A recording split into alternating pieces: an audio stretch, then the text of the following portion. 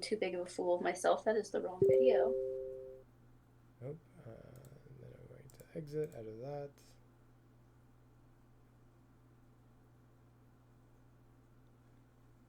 All right. So we got that all posted. Got all this set up. We're pretty Have much you all posted set. a link on Twitter yet? I think I just did. It should Okay, have cool. just I see it. posted now. Yeah. I see it. Make sure my volume is down.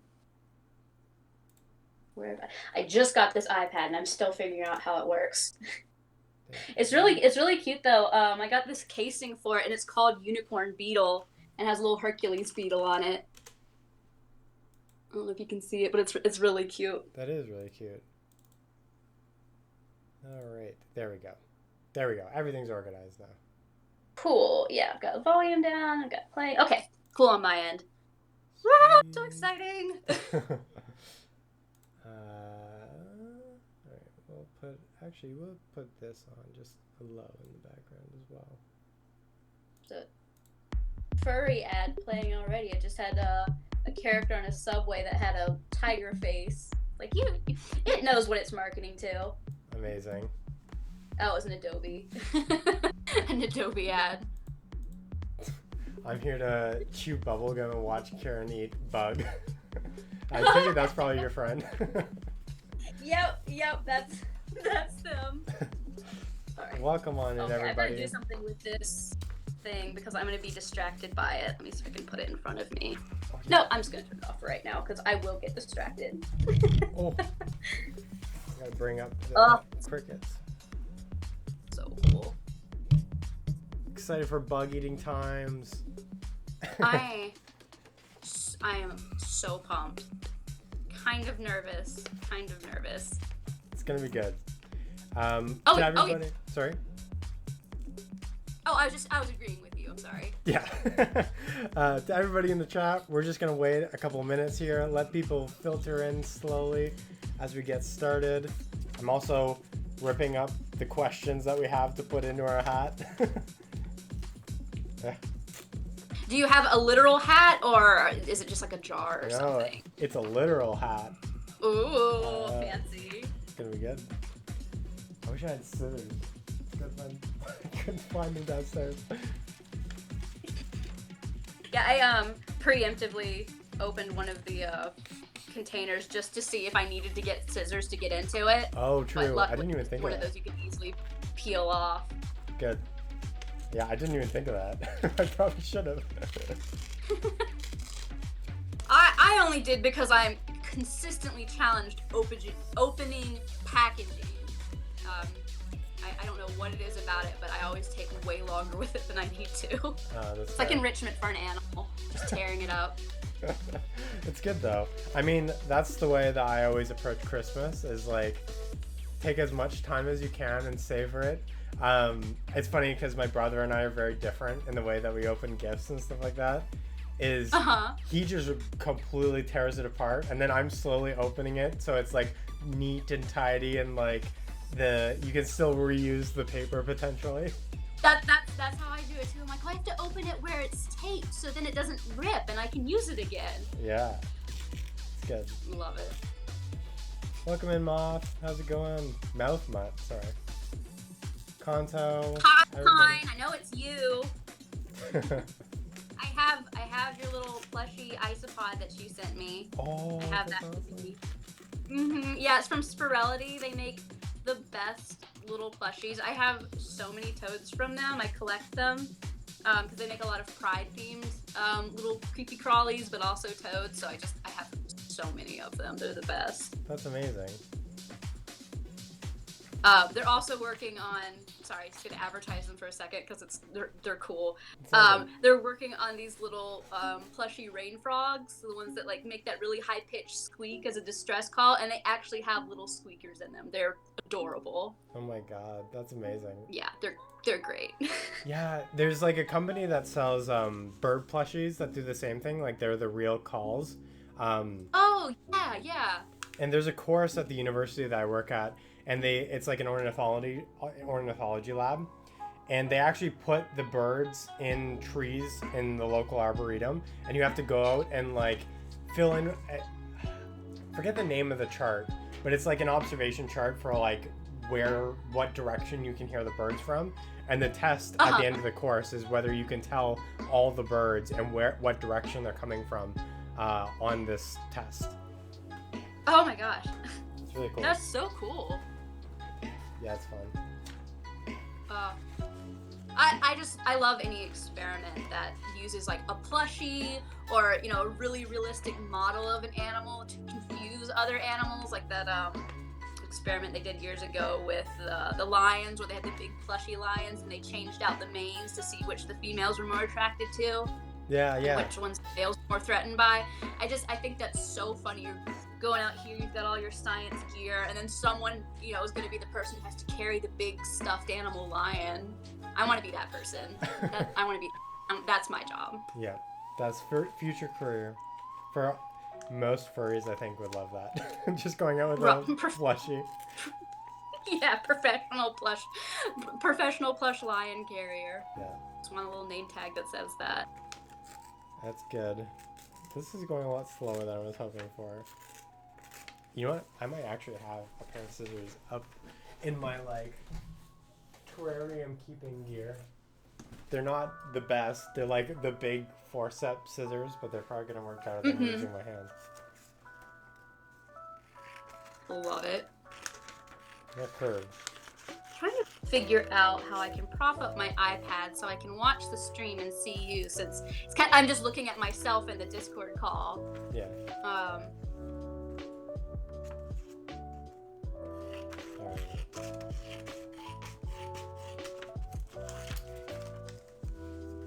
And this is set up for everybody in the stream right now. We're just waiting a few minutes, letting people filter in, and then we're gonna get started eating some deliciously flavored bugs and talking about some science with Kieran here. So fun!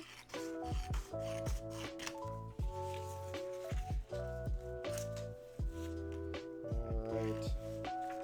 Actually, I'm cutting up mouth mud. I'm cutting up your questions right now. Ooh. Stardra, welcome on in.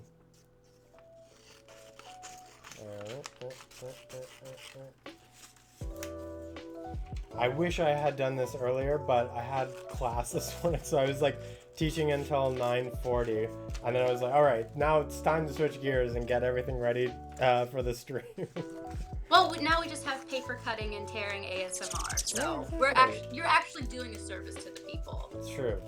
This is now an ASMR stream. It's gonna be paper cutting initially, and then cricket crunching later on. Yeah, that's what I'm most interested about, because I've eaten crickets before, but I was very, very young. That would be so sharing I don't like an really ant do.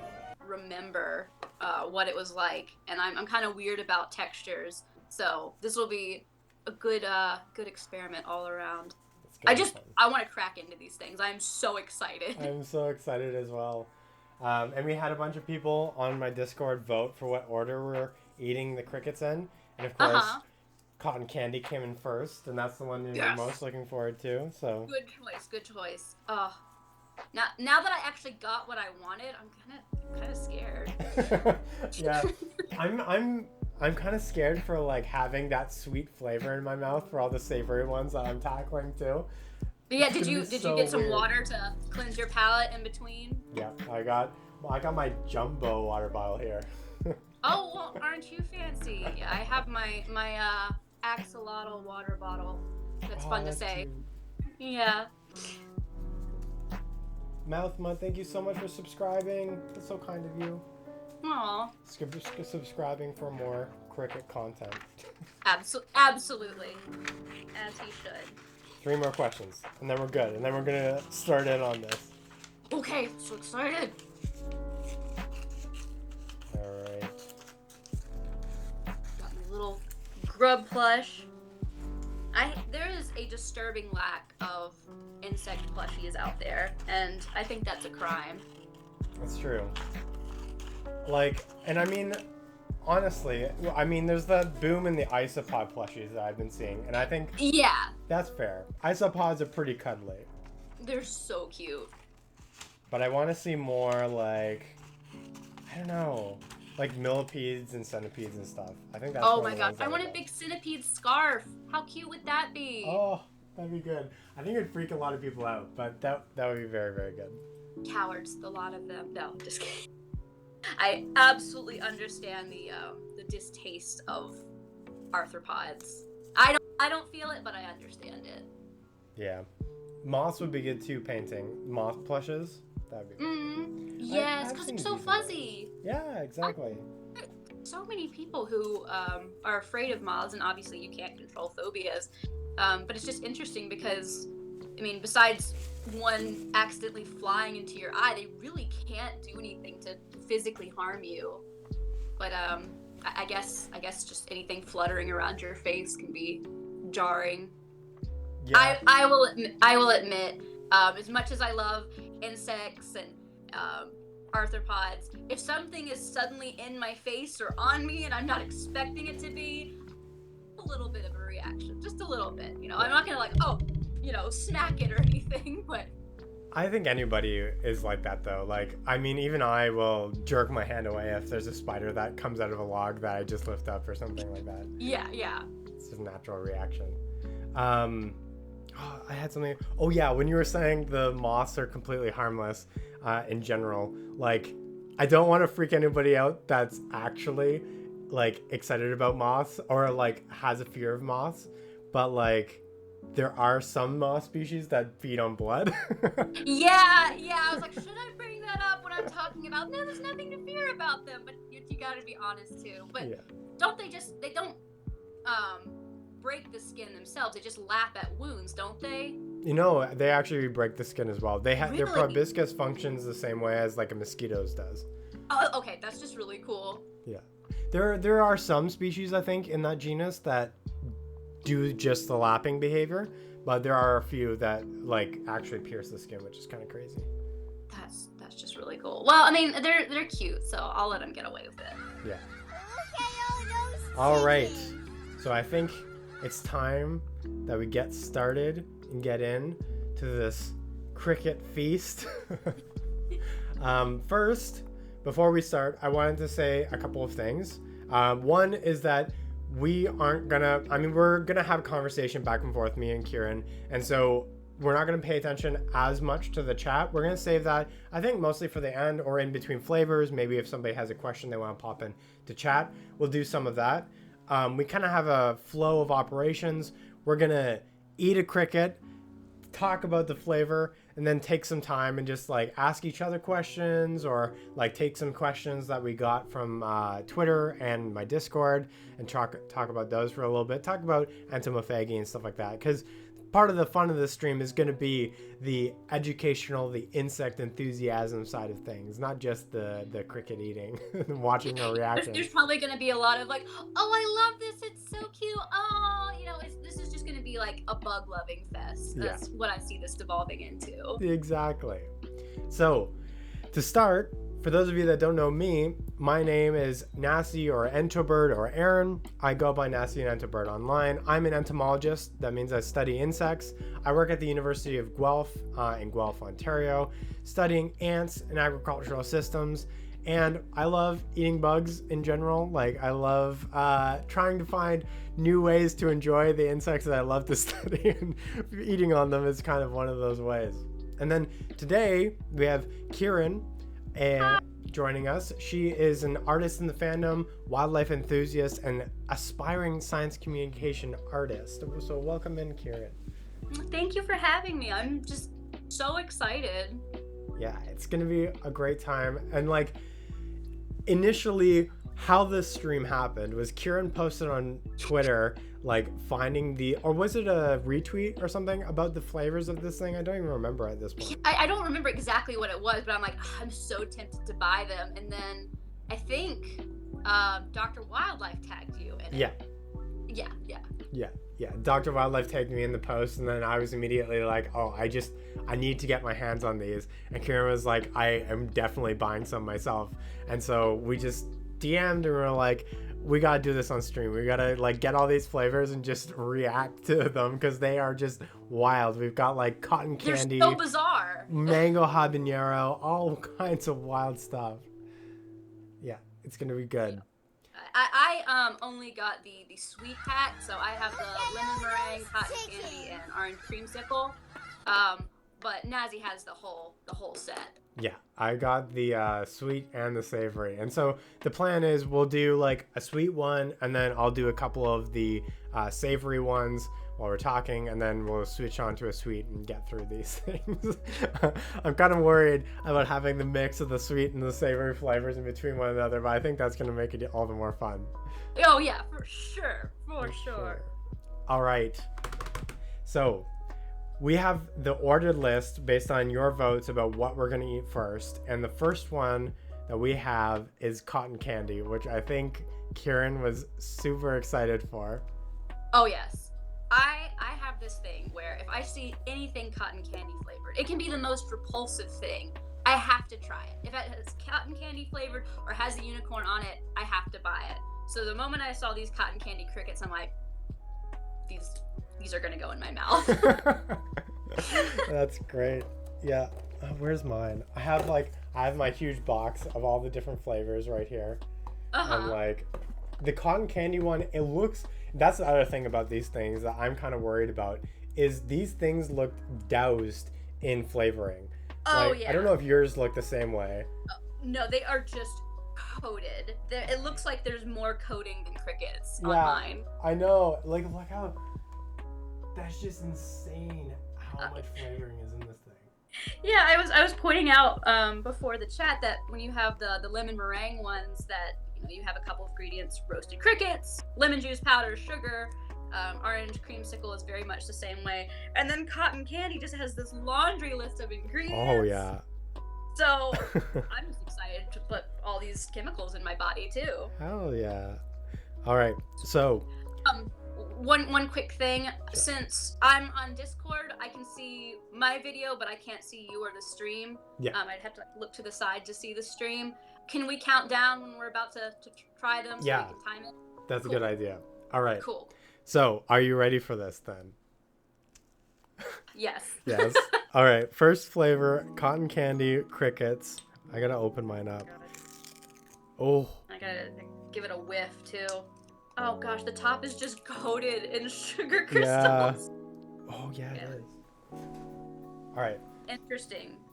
It's very, very earthy scented. That's what I was gonna say too. It like, yeah, it is.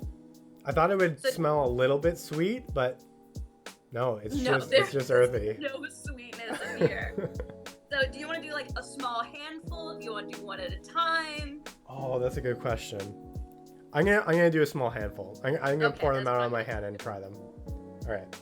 Oh, no. Oh yeah, because you get the flavoring with that. Like when you dump it onto your hand, there's like, all right, let's see if I can get it on camera. See how much flavoring that is? It's just like a powder pile. Goodness. All right, we're gonna count down. Yeah. So 3, 2, 1, and then go. Pop them in your mouth, right? Okay. Yeah. All right. You go first. You go first. Sure. 3, 2, 1, go.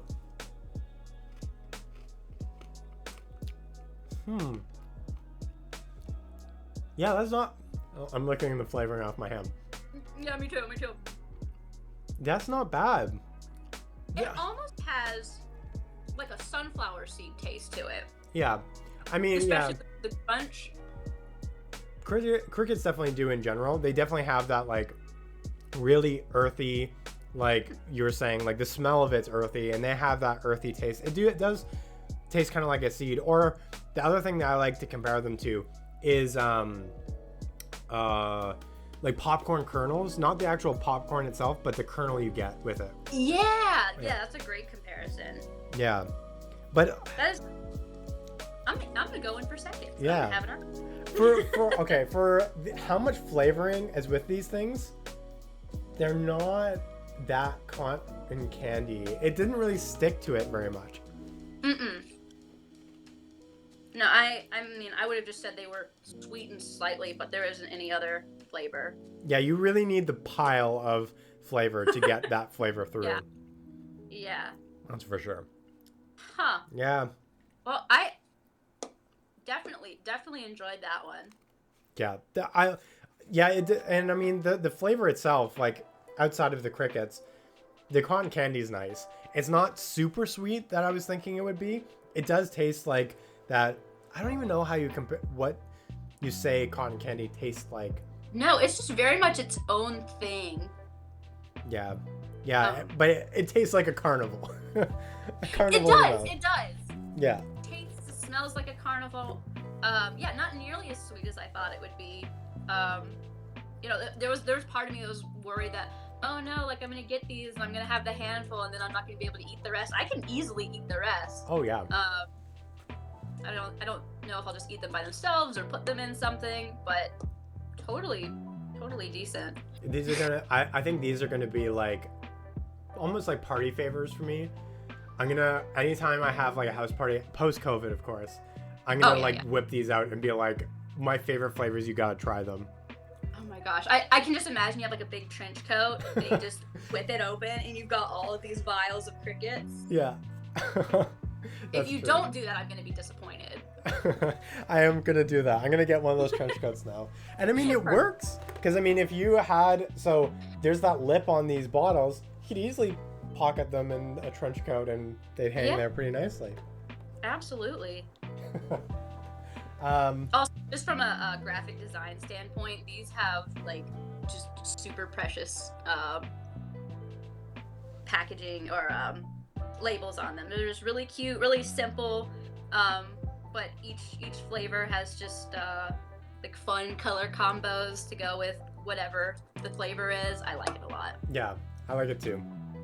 Yeah, and I like that they like color coded all of the crickets on each of the labels too. It's not just a brown cricket. It's like the purple one for the cotton candy, and then it's just a nice little detail. Yeah, lots of care went into that, and I appreciate it. Agreed. Taking a little drink to clear my palate because I got to get into the. I'm still getting like bug parts out of my teeth. And I think that's the thing that's gonna like get a lot of people is the bug parts of the bug, and eating the bug is the thing that it gets some people. Yeah. Just since it's been so long since I've had bugs, one of the things I was interested by is that everything pretty much has the same consistency. I was expecting to have more issues with like the legs and things like that, but everything was just sort of the same texture and consistency all the way through. It's just crunchy. Yeah, no, I agree. And I mean, I think with a lot of these, like, I don't know, buying cricket, like, and powder stuff, sometimes I notice that they do get rid of the legs. Like, they just have the dried bodies in there more than the legs themselves. I think I see a couple of legs in this thing, but most of the bodies are just the bodies. So you don't even get, like, and I think the legs is what gets a lot of people, right?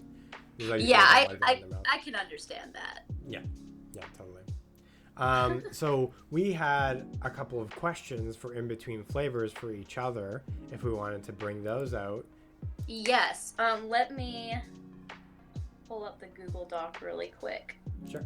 Actually, while you're doing that, I wanted to grab a couple of props because I have my own set of I have an insect cooking book that I forgot to bring up that I want to get in on the stream. So just a short later. Get it together. All right, I'll be right back. Okay, yeah, let me find. Here it is. Because I don't remember my own questions that I wrote down. Oh, there it is. Oh no, did I just accidentally? Okay, I didn't mess with it. I just opened up the Google Doc, but I was afraid I had deleted something. Okay. I was gonna ask deeply personal, invasive questions. No, just kidding. I'd never do that. It's my stream now.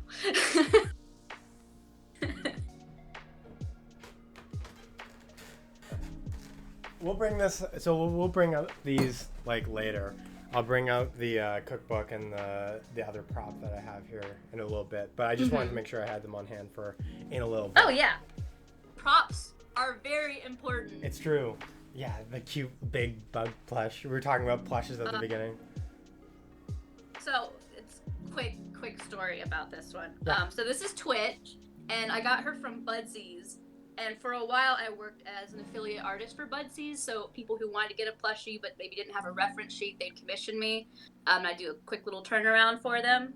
And I built up credit in the shop, and I have probably 200 separate characters. I make characters all the time. And I made an entirely new character just for them to make a plushie of when I got enough store credit. So I'm like, what do I want that's not out there? Yeah. So of course the first thing to come to my mind was giant grub. So I got her, and she is like the best conversation starter. I bring her to conventions. She works great as like a neck pillow, if you're going to go on an airplane. Yeah. Yeah, so she is awesome. But like one of my favorite plushies that I own, because she's just super cuddly. And I think Buzzies did a great job on her because all of her little spiracles are embroidered. She's got the little leggies. That's amazing. I love plushies so much. That's so good. Actually, in my closet, I'll try and get it out. I have my own little grub plush, and I think you've seen it on Twitter. Here. Oh, is it from Babarusta's shop? Yeah, like I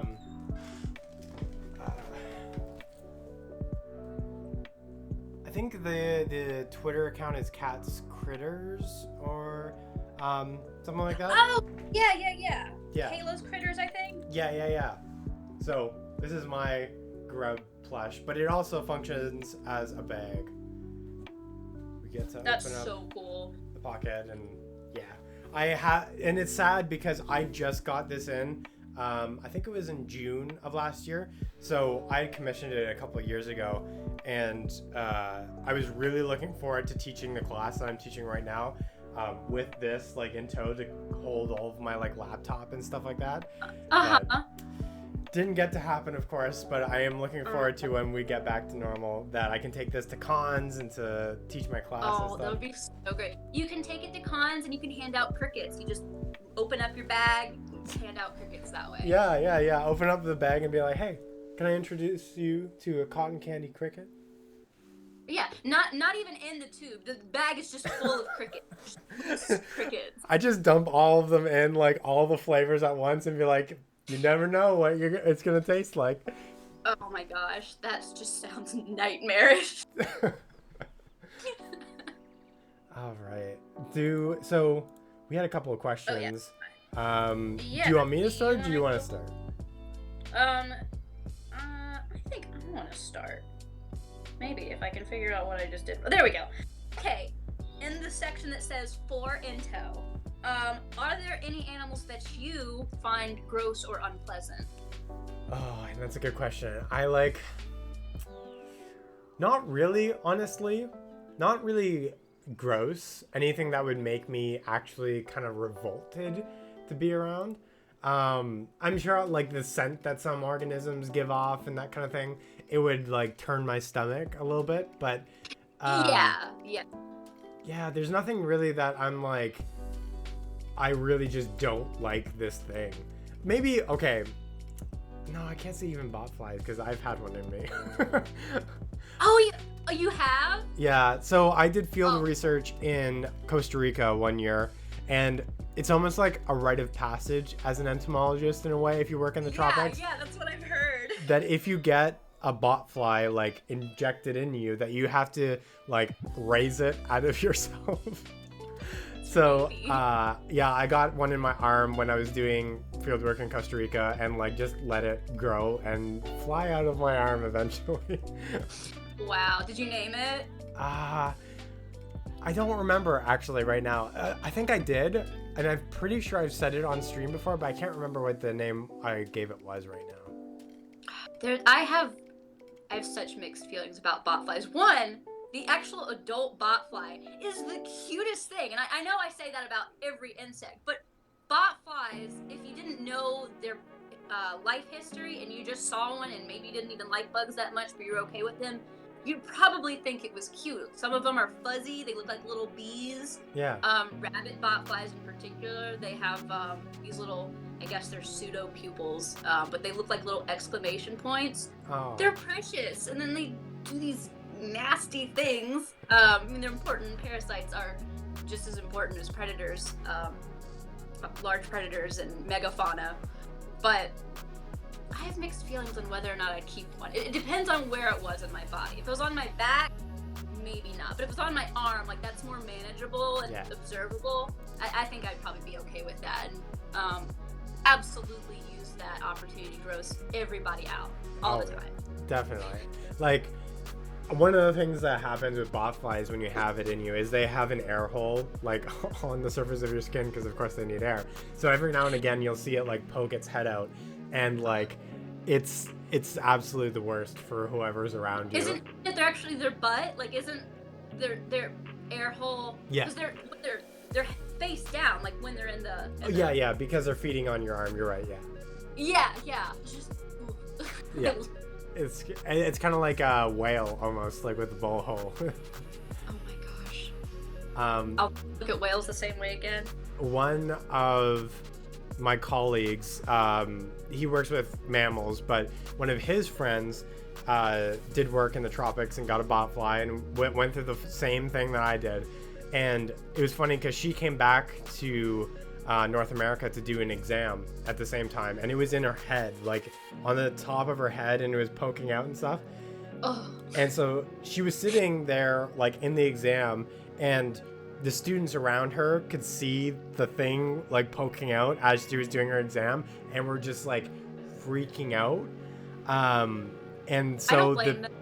No, I mean, I don't either, especially if you're trying to focus on an exam. And the prof actually had to tell her to like do the exam in the hallway because people just couldn't sit around her. That's so funny. Yeah, if it was in my head, maybe not, because that sounds, because they're painful. Some of them can really hurt, because they're living in your skin. But there's just something about it. Like I never want kids. I don't want to be pregnant. But a little, or however a few weeks that their lifespan is, I can do that. I can do that. Totally. What's a few weeks compared to 9 months? Yeah. No, that's good. All right. So I got one for you. Okay. I'm interested because like I've always been interested in art, and like I love the artistic side of the fandom, but I have never gotten into it. So I'm interested in what got you into the art side of the fandom, and what was the thing that really you decided to like combine art with science communication and furry, like kind of in a intermingled way? Okay, well that's a big question. I'll try to keep my answer brief.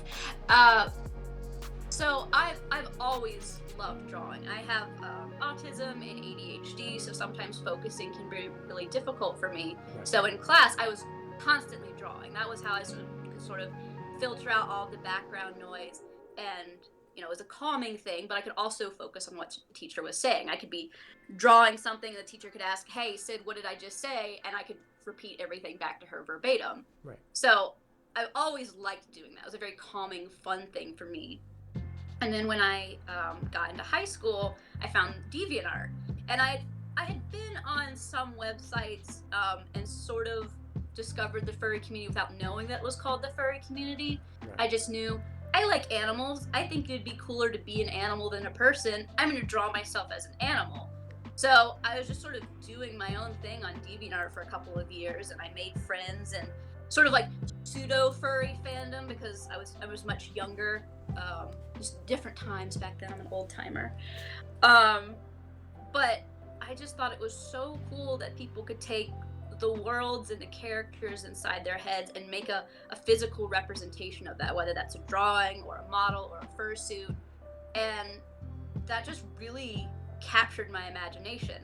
And the other part of your question, as far as like why I want to combine science communication and art, is so many children's books that I read growing up. One of my favorite children's books ever is called Do They Scare You? And it has all these amazing, beautiful painted illustrations of what a lot of people consider to be gross or creepy animals. So there's Komodo dragons and Tasmanian devils and vultures and giant squid and sharks. So things that a lot of kids might find scary. And it talks about these are these animals that exist in our world, and this is the biome that they live in, and this is their purpose. This is what they do. Their purpose is not to scare you, it's to exist, and it tells you a little bit about their life history. And like I said, it has these amazing illustrations, and those illustrations always captured me as a kid.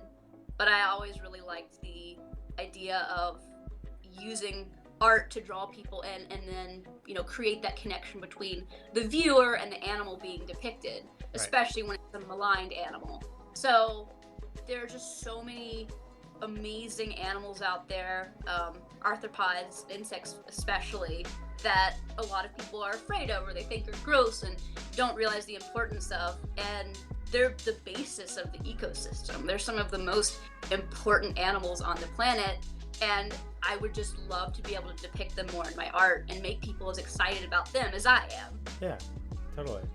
Yeah. Sorry, that was a bit long-winded. Oh, no, that's perfect. Like, that's so exciting. And I love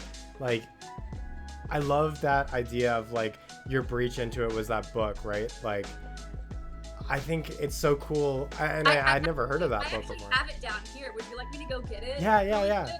Go grab it. Yeah. Hold on 1 second. Let me see if I don't knock everything over. Well, I already failed that. I'll be right back. Sounds good.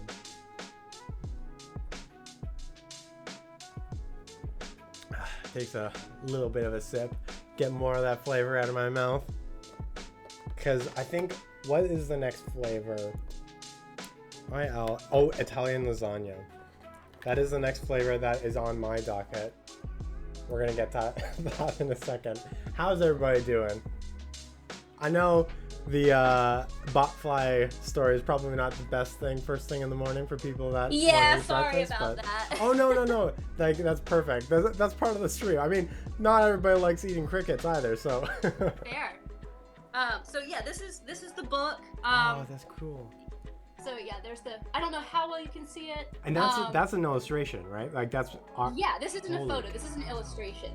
And I actually bought this for one of my friends, because they had a baby, and I'm like, I'm gonna brainwash this child to love arthropods from the start. Like, fresh out of the womb, we're gonna love scorpions. Oh. So like, look at these amazing illustrations. You've got a torpedo ray here. Oh, it's so good. Yeah, I just was constantly looking at this book, and you know, my art style isn't necessarily, it's not realism like this, but I love the cartoony realism that a lot of science communicator artists have, because it engages you. It's just like, that's actually kind of cute. They don't necessarily look like that in nature, but like, oh, it's big eyes, maybe it's not so scary. I like how that can just sort of be the stepping stone into appreciating an animal. Yeah, and like, I fully agree with that. Like, art is such a nice way to connect with people in a meaningful way about these organisms. Because, I mean, if you're able to draw it and, like, draw it as you see it, then, like, other people can see it in the same way that you do. I think that's really special. And, I mean, the cricket that you drew for the piece that we have as a teaser for this stream, like, the cricket on that is so cute, and it's also super accurate and amazingly done. Like, oh, thank you. That means so much. I really love it. It's so good, and I think it's just like a really good example of how well you're doing with that side of the science communication. So great work.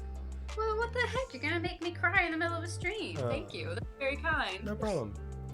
Okay, so I think we should get into the first of the savory flavors that I am trying out. Yeah. So which one's on the list for that? So the first one that everybody voted for was the Italian lasagna flavor. I'm really curious about this one. I want to know, like, if it just tastes like the tomato sauce. We'll see, because there's also a tomato and basil one. But I want to see. Yeah, I can actually watch you try this one. Sure. So I'm not trying one myself. And again, these things are just like, it's just covered in the flavoring. And I mean, the crickets have such a strong flavor that maybe it's not going to be such a big thing as I thought it was going to be with all this flavoring, but we'll see as we move through some of these flavors. Yeah, I think at some point I probably will get more of these to try the savory flavors. Yeah. Because savory just makes more sense with a protein like this. Yeah, I agree fully. All right, I'm gonna try and open this thing up. ASMR time. Yeah. Just nice crunching. All right, let's get the smell. Okay, so this one definitely has more of a discernible smell. Like, it still has this. Yeah, you definitely have to try the savory one. I mean, I shouldn't say that until I actually try it, but it smells like the earthiness of the cricket pairs really well with, like, it's almost cheesiness to it. Ooh. So, okay. All right, we'll try this. Okay, we got a good handful here. Uh-huh. All right. 3, 2, 1. Oh. I like that. Oh, I really like that. The noise you made at first made me think, maybe not. Oh, really? Oh, no, I really like that. That's good. The flavor's really nice. Trying to think of what. Wow. I'm interested to see how the tomato and basil one tastes different than this because, like, it's pretty tomato-y. Have you ever had the pizza Pringles? Yes. Is Yeah. Is that the underlying flavor? Yeah. For them? Yeah. Wow. It's kind of a more intense flavor for it. So the pizza Pringles, like, I think it's more heavy on. There's almost like a more of a kick to it for the pizza Pringles. It's almost like more barbecue. This really tastes more tomato-y and, like, saucy almost in a way. I like that. I really like that. I love pizza Pringles, so this is a good one.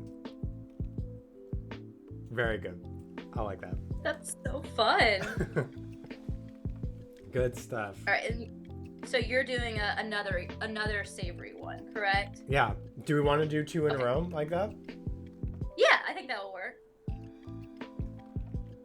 All right. Clean my palate a little bit. What is the next one on the list? So, Mexican mole, I think it is. I'm gonna double check here. No, it's not mole. Oh, mango habanero. That's the next one. Ooh. Oh, this is. See, and this one doesn't look like it's as heavily flavored, maybe because it's spicy. Again, these vials are really pretty. I like these. But yeah, mango habanero. Oh, it's gonna be neat. I am excited. Yeah, when I was working on the picture for the little teaser image for the stream, when I was trying to figure out what to use for the texture for the crickets in the vial in the picture, I found this great stock image of this mole coming out of the ground, and all of the upturned dirt had the perfect texture, so I just overlaid the dirt texture onto the vials for the crickets in the picture. Oh, that's wonderful. That's awesome. It's awesome when those things kind of, like, work out perfectly like that. Oh yeah, work smarter, not harder. That's my motto, 100%. Yeah. It's kind of crazy. There's, like, I don't know if you can see it on the stream, but on the corner of the vial label thing, there's, like, a whole ass pepper. So I think this thing might be actually pretty spicy. Ooh. What's the smell? It doesn't really smell. I mean, okay. Couple of things. I don't really smell anything at all, and I think that might be because, like, the Italian pizza or the Italian lasagna flavor is still, like, in the back of my nose. But, like, I don't even really smell the earthiness on this one. But at the end there, when I was sniffing, like, I got the kick of the pepper. So it's gonna be spicy. We'll see. Okay, I got a good handful on this one. Yeah, there's not much. Like, it's not like the other two where there's, like, a whole bunch of flavor and mixed within this thing. It's just, like, a light coating on this stuff. So, all right, let's try this. Countdown. 3, 2, 1, go.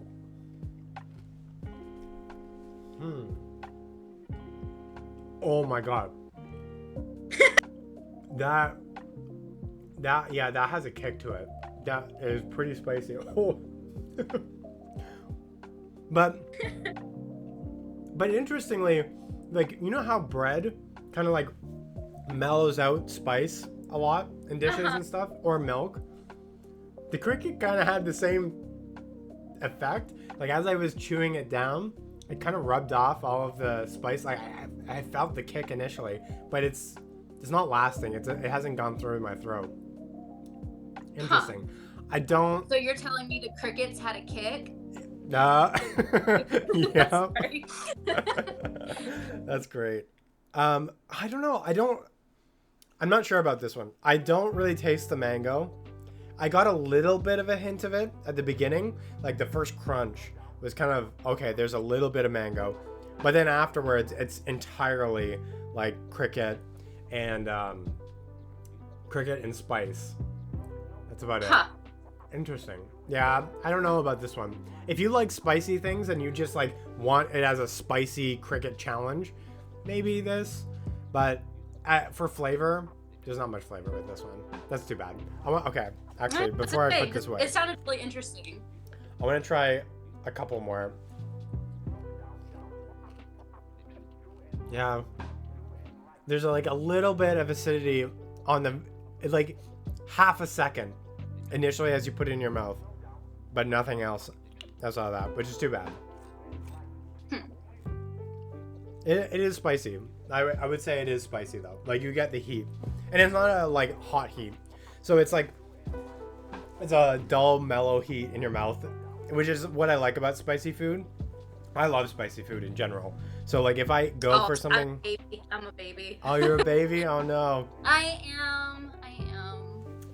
See, I used to be a baby with it, but then I started watching a whole bunch of like international food shows, and this might be a good segue into talking about like international foods and how common entomophagy is like in a global scene. Oh, yeah, absolutely. But I was watching international shows, and like a lot of them, there's like, heat is such a huge part of international dishes. And I really wanted to get into cooking more like diverse things. And so I slowly accrued up my tolerance, and I can go pretty hot now. Like, I don't know if you know the YouTube show, Wait, what is it? Hot Wings? Hot Ones. I'm not familiar. So it's like a celebrity interview show where they come on and they have increasingly hotter wings that they have to get through while they're doing this interview. Oh my gosh.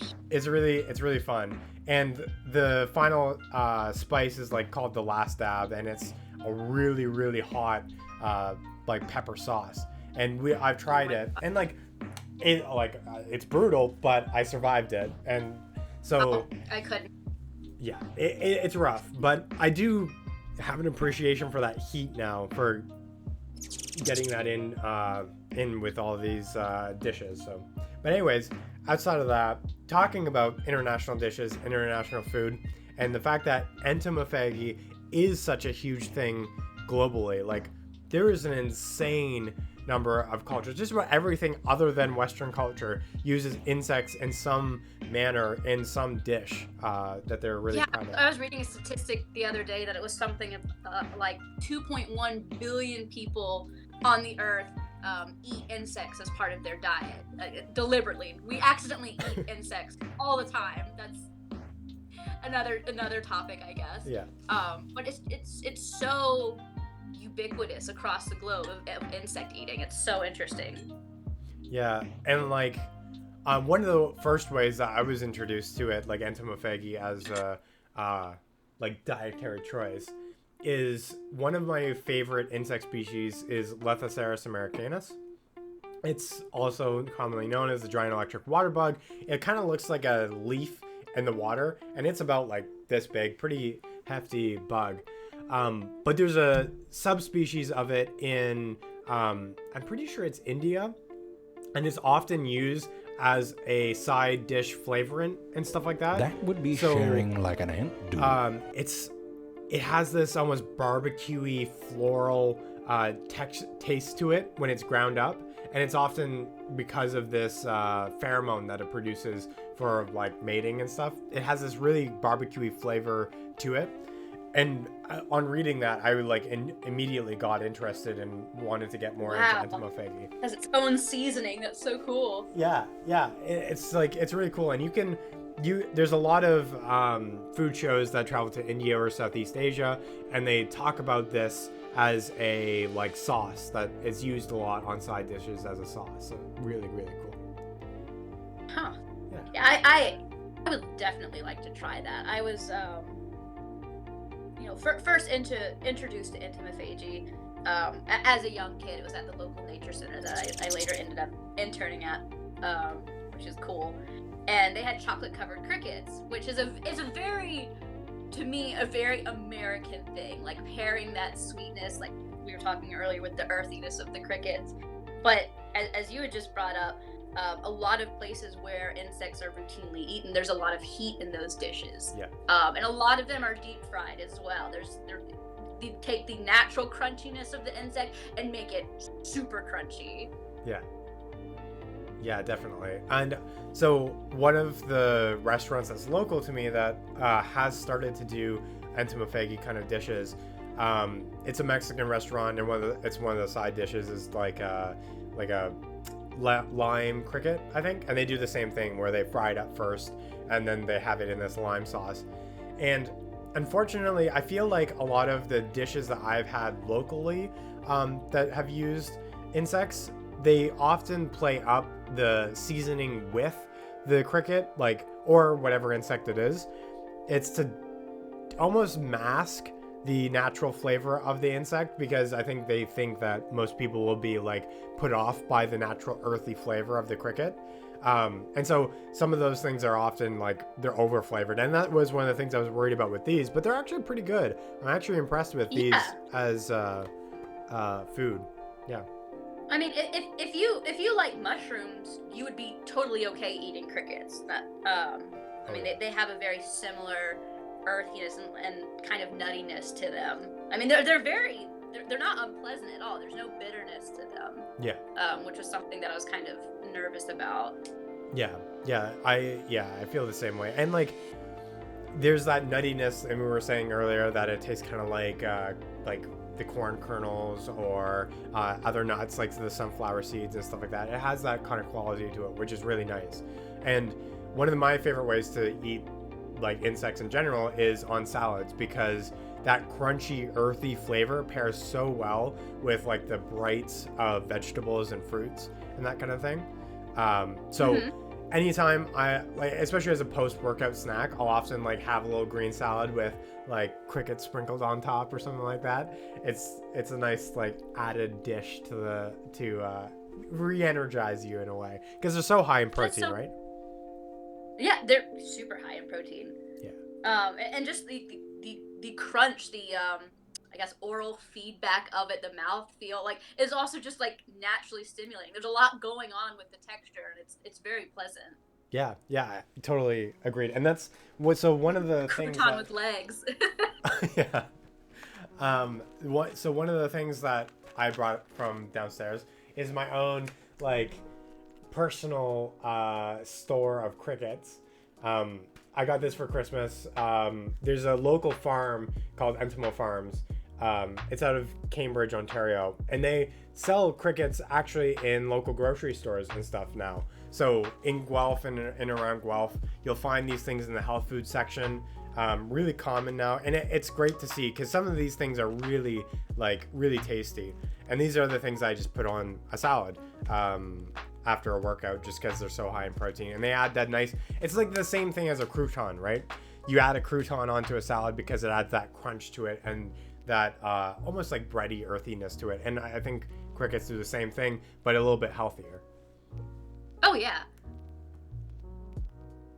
I just really would like to see entomophagy take off more. It's so interesting. It's so much more sustainable than other protein sources, and they taste good. I'm so interested to see how we will cook with them in the future. It's kind of like, so I grew up as a vegetarian. Yeah. I'm a pescatarian. But when I was growing up, some of the vegan and vegetarian foods, they were okay. They were experimenting. They were trying things versus what they are now, where you have Beyond Meat, which is fantastic. I love Beyond Meat. That was just a steady progression of just figuring out what worked and what didn't. What was a good mouthfeel. And even though that's imitation meat, and with insect protein, you're not trying to imitate something, you're just supplementing your diet with this. It's still really exciting to me to see like what people will come up with to complement the flavors, especially as like different cultures hopefully start using more insects in dishes. Like I love food. I love new food experiences. Some dishes that I've seen with insects just are mouth-watering looking to me. Yeah. So I just that's such a point of interest for me to see, like, as we move on, hopefully, like I said, with eating insects, what new crazy dishes we're going to create with them. Yeah, and I definitely have some stories about that. But talking about mouth-watering and mouthfeel, let's get into our next sweet flavor, and then we'll get into that kind of side of things a little bit more. So I think the next one that we had is the lemon meringue one. Okay. Yeah. This one's Where is it in my box? All right. Yeah, this one I'm not. Yeah. And it kind of looks like the mango habanero, where it's not as seasoned as like the cotton candy, not as much granules. Oh, speak for yourself on that one. Mine's just coated. Right? Let me see if I can hold it up to the camera. It's just. Yeah, yours has way more flavoring than mine. Like mine, you can still see the brown. Yours, it was like white with flavoring. It's powdery white. Yeah. Oh, well, I'm interested. I hope it's not just super sour. That's the thing that I'm hoping for. I hope it's like actually somewhat sweet. Yeah, I'm hoping that as well. I'm just here for the ride overall. Yeah. I just think this is fun all around. Yeah, earthy flavor or smell. Can't really smell like the lemon meringue aspect to it. Yeah, there's no bite to it. No. It's a handful. Yeah, these are just coated. Yeah, and see, I mean, you were saying before with the cotton candy that it had a whole bunch of ingredients, and this one is literally just crickets, lemon juice, sugar. So I don't know where the meringue is gonna come in, but I'm interested. Right. Gonna learn today. Yeah. Oh shoot, I put a lot on my hand, but that's okay. Well, now I have to double up. Hold on. Let me get some more. There we go. All right. Let me just close this back up, and then we can. Yeah. So you can see. Dexterous one hand. Okay, there we go. All right. Are we ready? Ready for the countdown? Mm-hmm. Okay. Yeah. 3, 2, 1, go.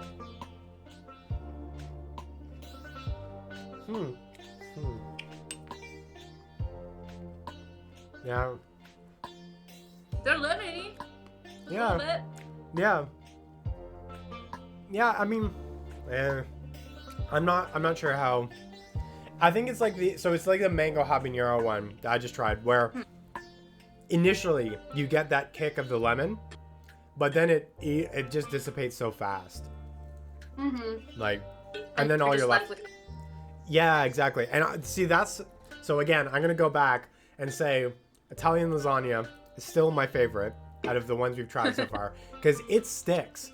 It sticks in your mouth, and you get the like tomato-y taste long term, and that kind of complements the earthiness of the crickets really well. But with this one, it does just it goes away, and then you're just left with only cricket afterwards, which is fine. Like, yeah, I don't know, crickets are a fine taste, but not. Yeah,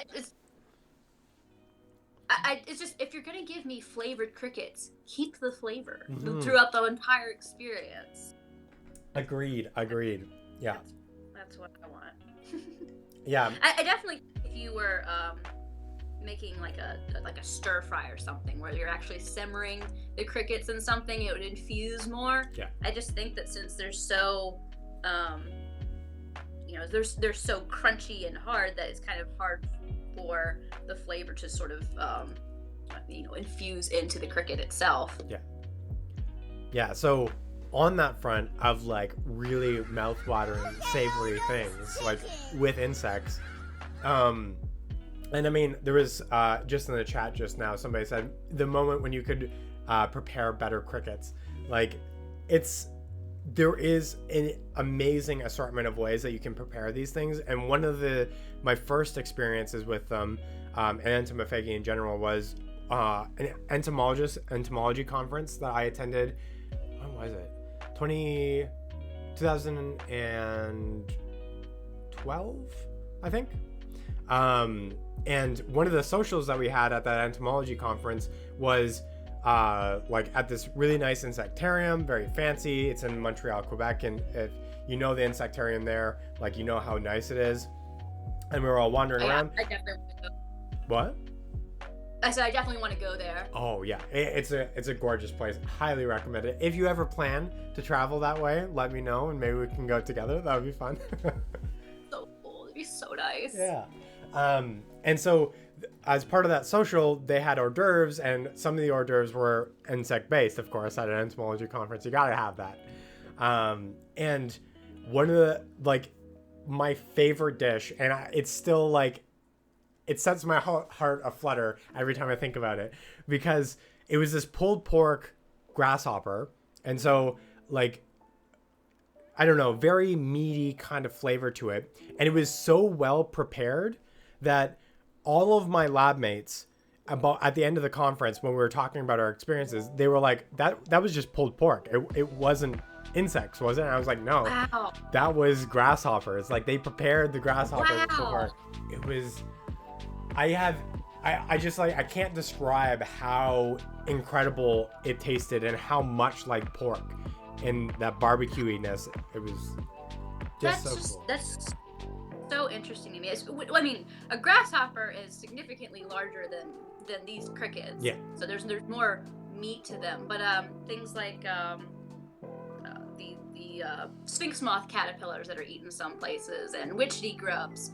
I mean, they are meaty. Yeah. I'm so interested to try something with those that's cooked, because I've heard the flavor, and maybe you can confirm or deny this. It's very buttery when you have something that's like a grub or a caterpillar. Yeah. Just more of it. That's very appealing to me, as far as the texture and taste. Yeah, I've had grubs and caterpillars in the past, and I would feel like they're more like, once you've gotten into advanced entomophagy, you kind of delve into those, because the nice thing about crickets and grasshoppers and stuff is even if they're fresh, like, because these crickets are dried, so they last and they have that crunchiness to them. The pulled pork grasshopper that I had, they were cooked and fried from like fresh, so they had that meatiness to them, but they still have a little bit more of a kind of a stronger texture. Whereas the grubs and the caterpillars, it's almost like putting a gusher in your mouth, like you chew down on it and it explodes. And that's not for everybody, right? Yeah. And you definitely get the raw like flavor of a grub in that situation. Like you can infuse it a little bit with like barbecue sauce or whatever, or like butteriness or whatever it is you're gonna be preparing them with. But because you get that burst, it really is gonna like hit you with whatever that bug tastes like, and so that can be a little bit off-putting or a little bit tough for people to get into. I can definitely imagine. I have a question just in regards to that. Yeah. If you were raising insects, I mean, would you, like, I guess when you are preparing cattle for slaughter, you're giving them this last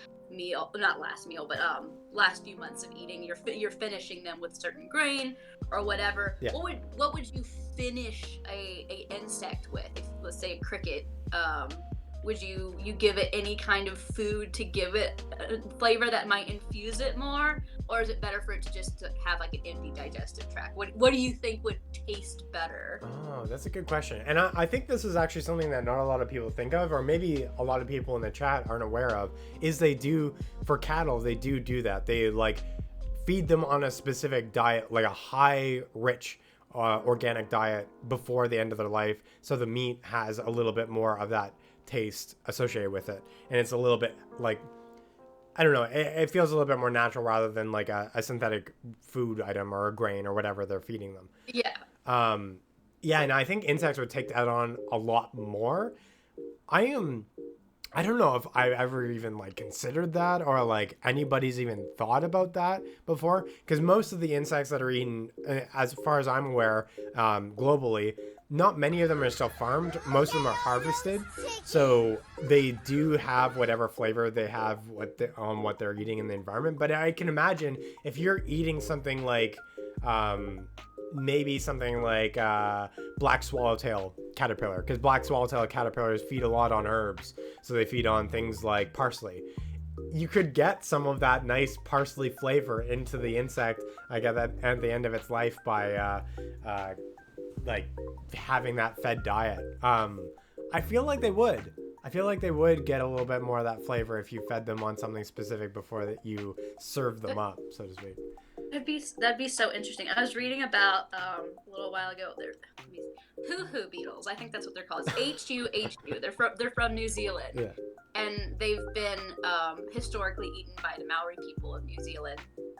And apparently, I think it's the pupa, like right as they're about to emerge from the pupa, that's when they're most desirable, because they're not like full of the wood chips that the smaller or the younger larvae are. Oh.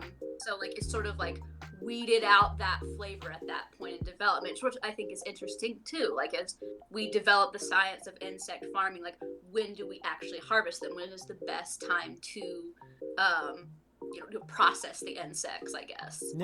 Yeah, cool. Yeah, definitely something for if anybody's interested in the chat and getting involved in entomophagy and farming of insects.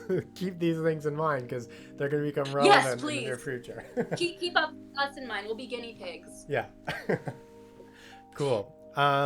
Actually, so before we move on to the next savory flavor, I was thinking we could just pull one of the questions from the hat and start getting in on those.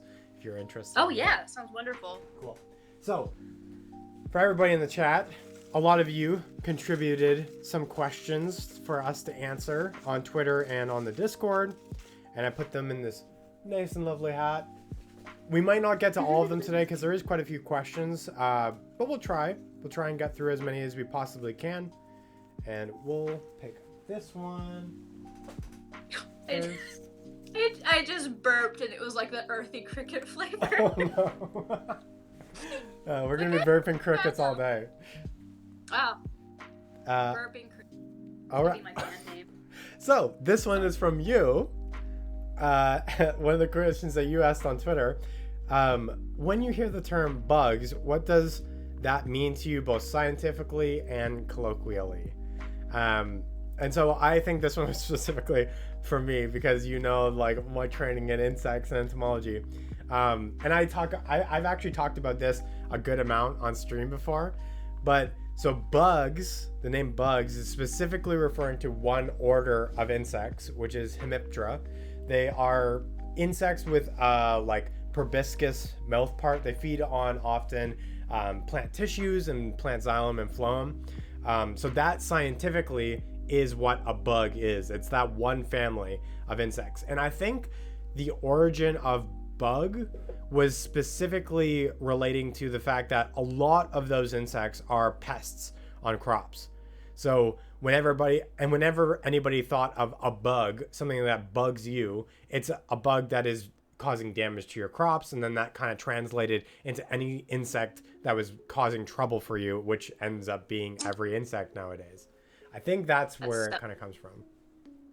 That's so interesting. And do you, when you're colloquially speaking, if you're talking about, let's say, things that aren't even insects, like a centipede or a roly-poly, an isopod, how do you personally feel when people refer to like that entire group as bugs? I know some people are particular about, well, you can't say that a snake is poisonous, it's actually venomous. Yeah. Are you particular about that terminology, or is it just like, hey, people are talking about them, I don't really care what they call them? So the science communication side of me, the person that like interacts with the public a lot, is like, oh yeah, that it's totally fine. People can use whatever colloquial terms they want. They can call everything a bug if they want to.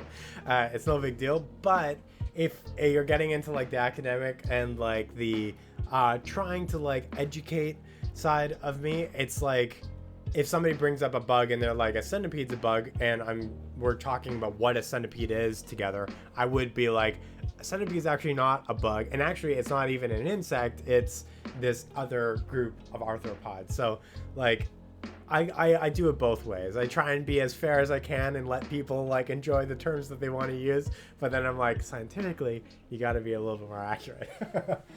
I figured that was how you felt. That's how I feel about it, because I'm just, like you said, the one part of me, oh yeah, like people are talking about these animals, that's cool, that should be encouraged, but at the same time they're talking about them technically incorrectly. So finding that balance of like, let people enjoy things versus actually, that's something that's really difficult for me. Yeah, it does get tough. Okay, so how about we get into the next couple of set of savories, and then we'll finish up with the last sweet. So what is next? I'll bring up the list here. The tomato basil one. And I feel like this one is going to be... I feel like this one's going to be just as good as the Italian lasagna if its flavor is anywhere similar to it. That, like, vegetable, basil-y tomato-ness will probably complement the earthiness of the crickets really well. So we'll try this. So it's sun-dried tomato and basil. That's this flavor is.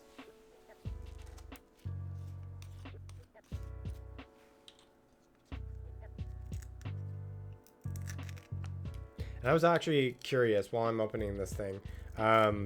Would you be okay going overtime a little bit, or do you have to go around? Oh yeah, fine with me. Okay, because I feel like I've cleared everything today, so we're good. Cool. Well, we'll see how long it goes over, but I feel like at this point, we're like, I know it's totally fine. Like, I think it's just taking a little bit longer to get through these than I thought, and we have so much questions and so many things I want to talk about. So we'll see. But anyways, so sun-dried tomato and basil. And so I actually get the basil quite a bit from smelling it, which is really nice. Oh, this one smells so good. Oh, I really love that. If you want a bug to smell, this flavor is good. All right, let's dump out. I didn't get much of the flavor, I feel like. Here, I'm going to dump out a bunch of it and then pour in a little bit back in. Oh, God. To get some more of that flavor out. All right, I got a big handful ready of this one as well. Okay. Sun-dried tomato and basil. Let's try it. 3, 2, 1. Yeah, that's good. I really like that one. I think, oh, that's tough. Between the sun-dried tomato and basil, I'm gonna lick my hand because that flavor is really good. Between the sun-dried tomato and basil and the Italian lasagna, I think I'm still on the Italian lasagna side of things. I think I like that one the best so far. This one's nice. I like it definitely has more of a basil taste to it, so they've included the herb in there. And I got the tomato kick. There's a little less seasoning than the other one, so it doesn't stay as long in your mouth, and it's a lot saltier because they added, you can see the salt in this thing like on the vial. I don't know if it'll show up very well, but there's like big salt crystals in this thing, so a lot saltier. I'm not as partial to that. So very good though. I really do like that one. That is pretty tasty. I'm definitely going to have to get more of the savory ones because I am so curious. Yeah, yeah. You'll have to like maybe even like just pick up a couple of the ones that like you. I wouldn't say go for the mango habanero, but so far, yeah, Italian lasagna. That one's really really good. I'm gonna like chow down on that one for lunch probably afterwards. That's so fun. All right, before we move on to the next savory flavor, let's get another question because I want to get through some of these things. There were some really good questions that people tossed in there on. Twitter. Yeah, definitely. All right, let's grab this one. All right. Though this one is from Blorabondoc on Twitter. They ask, are insects more sustainable as a food source than other sources of meat/protein? If so, do either of you think that it would be possible to implement them as a dietary staple? Good question. That's a two-part question, I guess. I mean, definitely they are more sustainable. First of all, I guess you should talk about what sustainable means, because what might be sustainable to grow or culture in one area or one environment may not be sustainable in another. Yeah. So, growing certain crops in one kind of environment, totally fine. Another, it may strip the soil or it's just unable to survive. But with insects, they're small, they're easy to keep, they breed rapidly, and you can keep them in enclosed environments. You don't need big pastures for them like you do with cattle. Yeah. So that automatically cuts down the amount of land that you're using. They require significantly less resources. I saw something that was saying that, when a cow is converting feed to mass, so feed to meat that we're going to be harvesting, they're pretty inefficient at it. Yeah. But with crickets, most of what they're eating is becoming that mass, that yield. So just on that front, you're using much less resources and getting a significantly higher yield of usable protein than you would from a cow if you're comparing the amount of resources used. Yeah, so what was the statistic that you shared? It was like on Sunday when we were doing our test stream. You said there was I believe it was 100 pounds of feed equals 5 to 10 pounds of meat on a cow. And 100 pounds of feed, if you're giving that to a colony of crickets, that can yield as much as 40 pounds of protein. I believe that's the statistic. Yeah, that's just absolutely wild. Yeah, it's crazy. Like how much more protein you can get from insects than you can from cattle. And I think the really cool thing about the space element that you were talking about is one means of farming that's becoming more popular is vertical farming.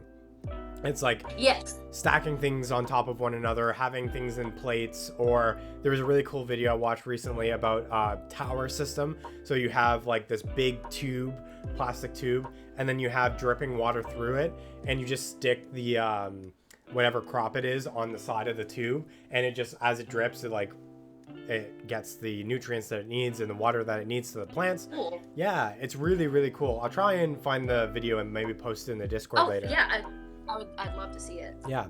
And so that vertical farming can be applied to the insects as well, because they don't need wide ranges of grassland, and like you can feed them in dishes and stuff like that. So I've seen like buildings that have just trays on trays on trays of things like the soldier flies that we've talked about together before, or mealworms and stuff like that. Like you can just have trays on the stacked up on one another, and that just reduces the amount of land that you need even more, which is great. Oh yeah, and they're also not producing the amount of waste or gas that cattle are. And I'm going to primarily talk about cattle in references to sustainability, since cattle are one of the least sustainable animals that we farm for food. But I mean, you could also talk about like pigs, and goats are eaten in large parts of the world too. Yeah. But as far as sheer amount of space that insects take up, it's so much more reduced than it is with other livestock. Yeah, it's definitely like a more sustainable food source. And so not just the amount of protein they're producing, but there's also like they use a lot less water. Like the water content of insects is a lot lower than like a mammal. Then there's also the element of, and this is something that I don't think a lot of people think of, but as a protein source, cattle, they use a lot of antibiotics to keep them healthy and to make sure there's no diseases that humans will take in afterwards, after they harvest them. With insects, because they're so different from us, like, they don't need those antibiotics and those antifungals and those antibacterials that you would need to control for diseases as much. There is some element to it, like there are some diseases that you don't want to get from eating like spoiled insects or anything like that. But for the most part, it's a lot lower than you would for a normal cattle, which is really cool. I think that's just so neat. And yeah, you were saying there's such vast morphological differences between humans and insects. I mean, a human and a cow, they're both mammals, but an insect is so different in its physiology that, you know, it would take something pretty incredible to make a leap from an insect to be able to, you know, infect or affect a human. Yeah, exactly. And the other part of the question is about implementing them as a dietary staple. And I've had a lot of conversations. So the Entomopharms, I'm just going to bring that back up. So this like company that actually produces the crickets locally to me, Entomopharms, I've had conversations with the CEO and like a lot of the shareholders of the company about the potential sustainability of it long term and its use as a staple food resource for the future. And I think it's like, I think it has its space as a food resource and will be used a lot more in the future.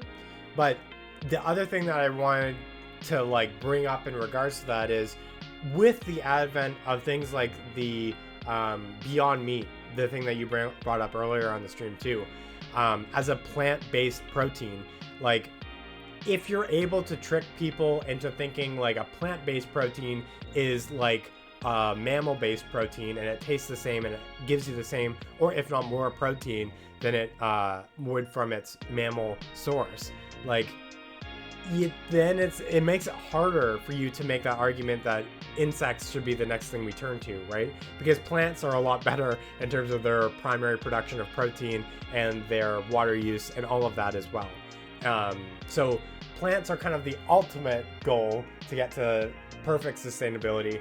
But I think they're like, I am in no way saying like, don't like stop using insects as a protein source. I just think it's a harder sale. So there's that line.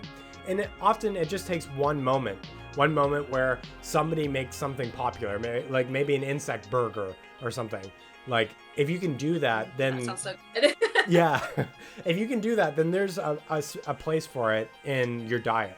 But I think the way that society is turning now with the Beyond Meats, like it seems like a more sustainable option than trying to reallocate all of our resources towards insects. And I'm interested in your thoughts on that. I agree with pretty much all that you're saying there.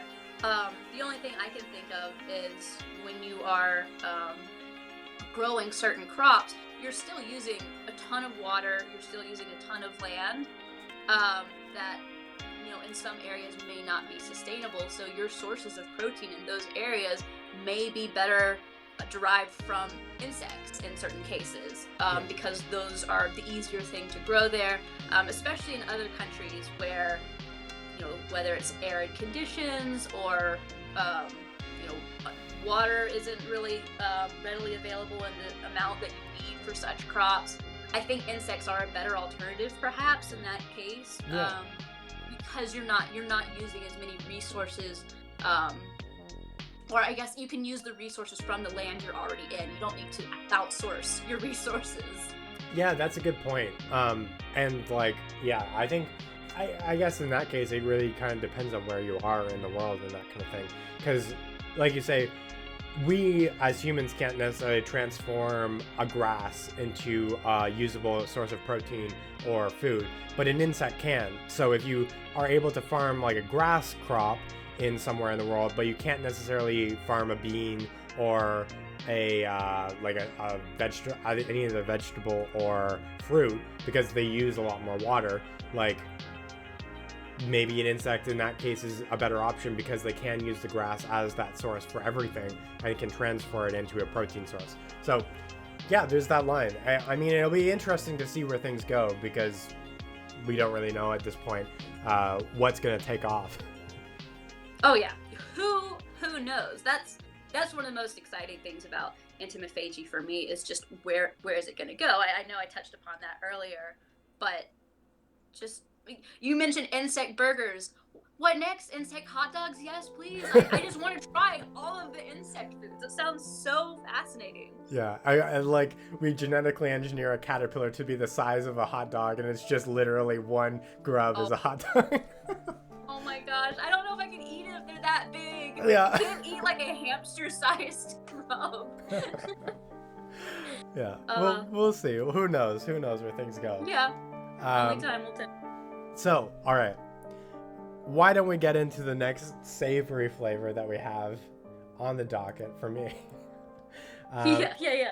And this one is jalapeno garlic.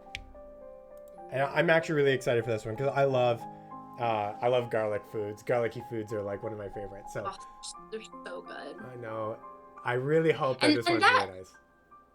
That makes the most sense for me as far as eating insects. I mean, when you think about, what essentially are water bugs, such as crabs and shrimp, they often are paired with very savory tastes because they themselves impart like a savory flavor. Yeah. And garlic, I don't know any crustacean that you pair with garlic that wouldn't taste amazing. So I imagine terrestrial arthropods would be very similar in that regard. Right? Yeah, exactly. I feel the same exact way. So I'm really excited about this one. Yeah.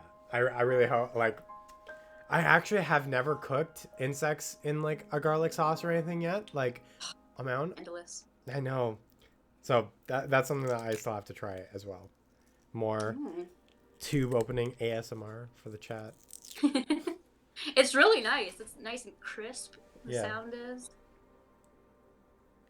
Oh. Okay, I don't like the smell of this one. Ooh, that's not a good sign. Yeah, it's like, I mean, I don't know. There are cases where I've smelled something and then you taste it and you're like, oh, that tastes a lot different than it smells, but yeah, I don't know. The weird mix of smells, it kind of, I get mostly the earthy cricketness, but almost like a woody smell to it. Like it smells woody in this one. This is so weird.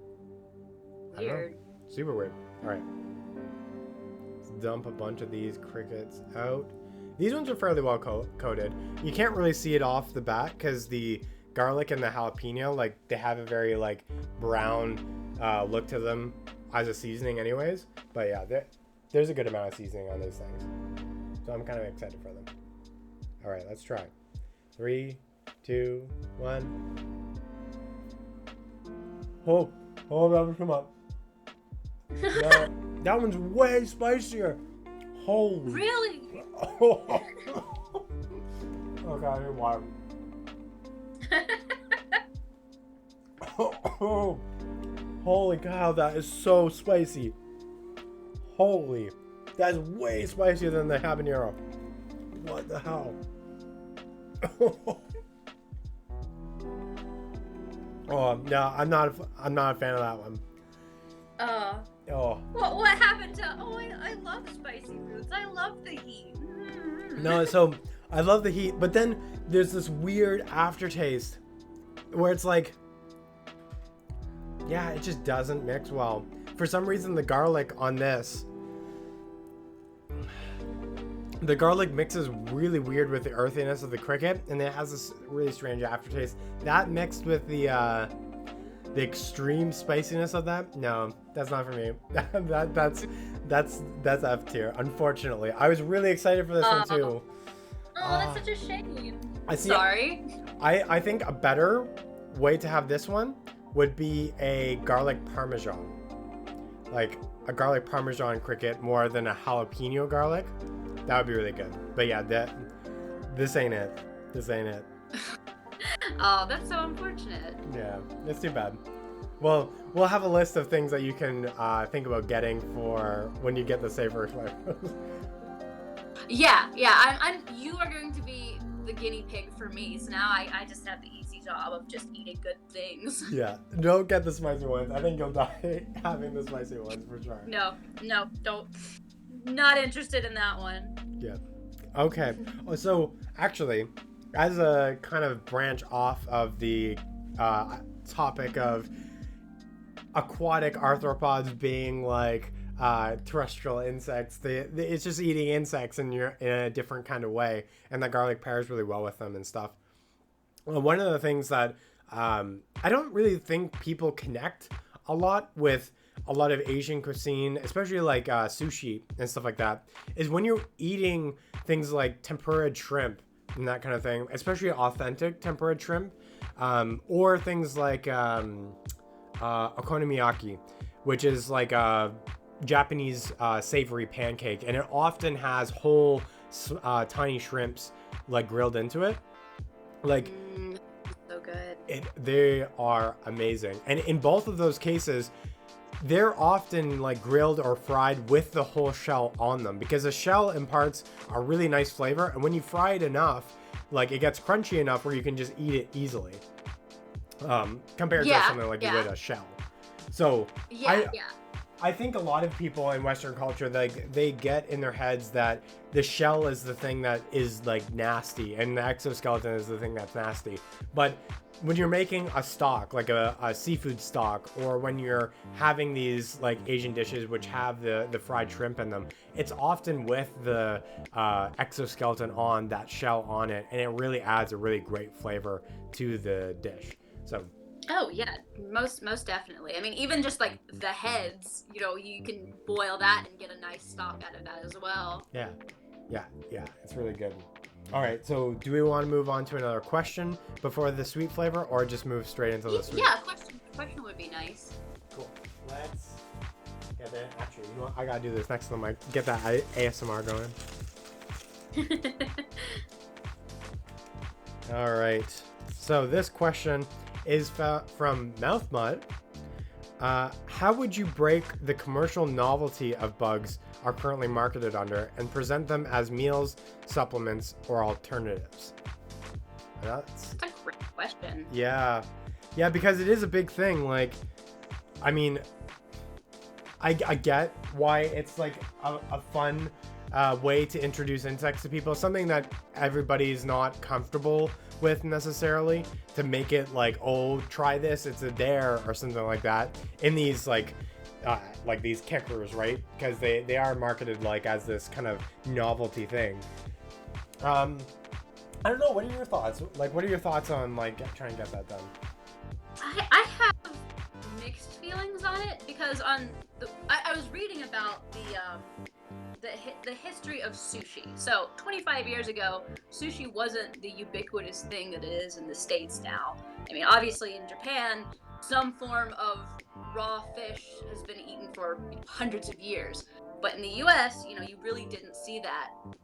And the thought for most people of eating raw fish was repulsive to them.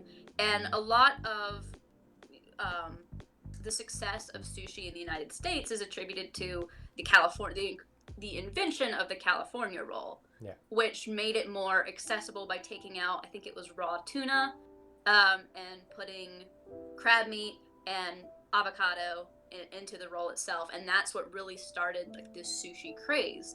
So I don't really know how you can make insects more accessible, as far as you can't really substitute something for an insect and work people up to it the way a California roll may work people up to, having sashimi.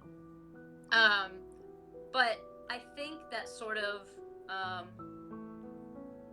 think the novelty of it is a really good selling point. I know that the people who eat insects in different countries, there's a tourism aspect of it. A lot of people travel to those countries to try the insects there, and even dishes that the people who already live there don't necessarily try themselves.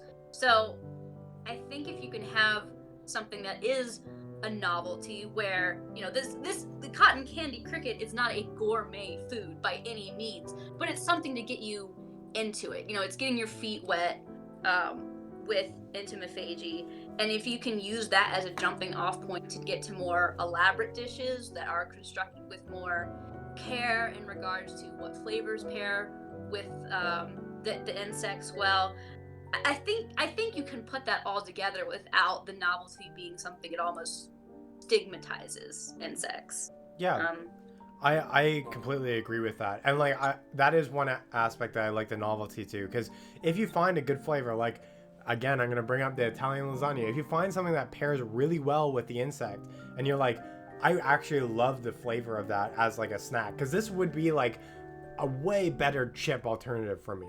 Because I compared this thing to the pizza Pringles, and I love pizza Pringles, but this is so much better for you. Like it has so much protein as part of it.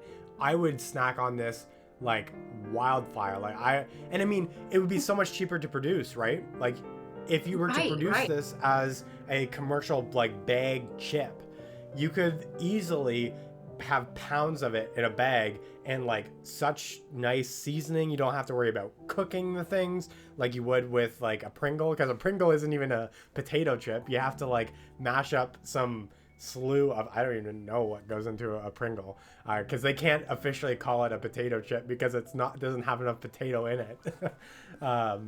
Which is crazy. So you don't have to go through that process. Yeah, and you get this beautiful thing at the end of it. And so you get people introduced into this as a nice snack food, and then you can have them think like, oh, maybe then I do like, you know how there was that trend of like barbecue chip crunchy chicken. I don't know if you saw anything about that. There was a thing on like Kentucky Fried Chicken. Yeah, I think so. Yeah, so they were doing like Lay's barbecue chip, like coated chicken, and people use like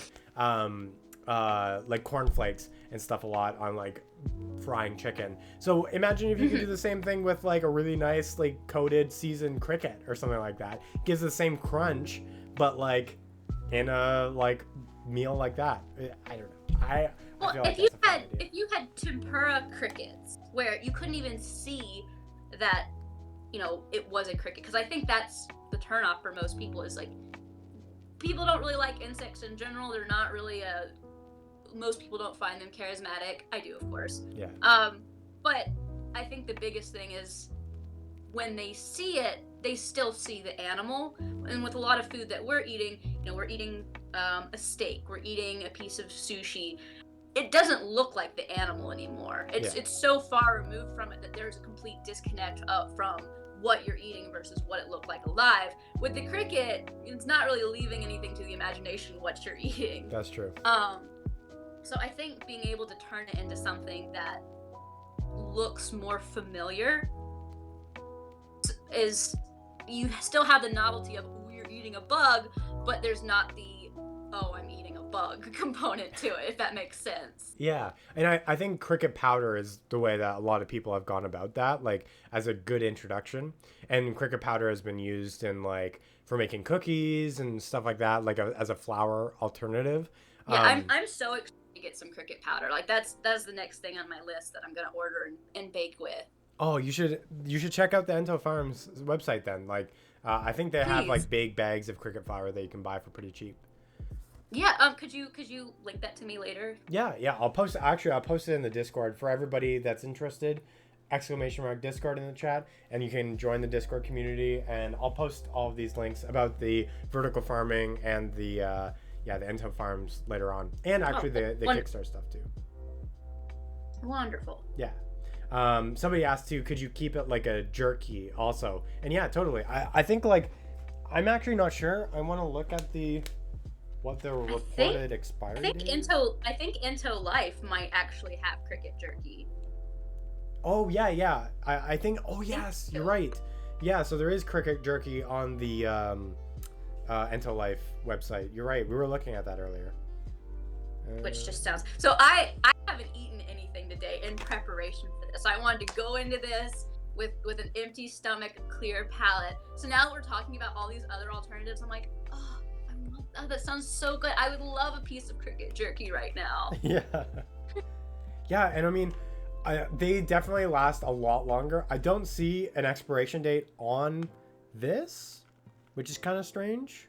Like, I'm sure it's on here somewhere, and I'm just not like finding it. But I know like dried crickets, they definitely last a lot longer than like jerky or anything like that. Jerky, you have to use so many preservatives to get jerky lasting beyond like a week. So yeah, you would definitely need a lot less for the crickets. I have a question for you since you've had more experience eating crickets and such. Yeah. Do they get stale like a chip would? Have you ever noticed that? You've had a bag of crickets lying around and it's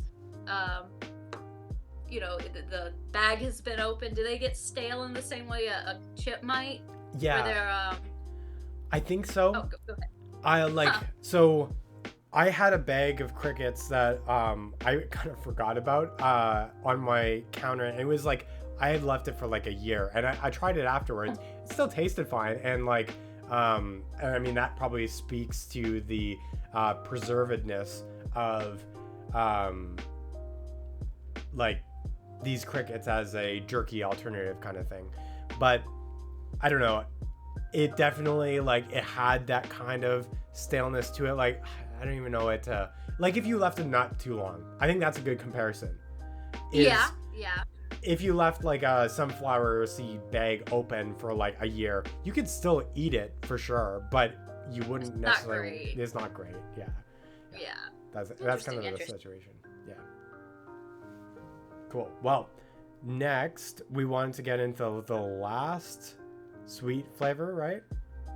I'll try that next. Yes, and that would be the orange creamsicle. Yeah, and this is the one that like I am so uncertain about. This one is just jam-packed with powder for me. I don't know if it is for you.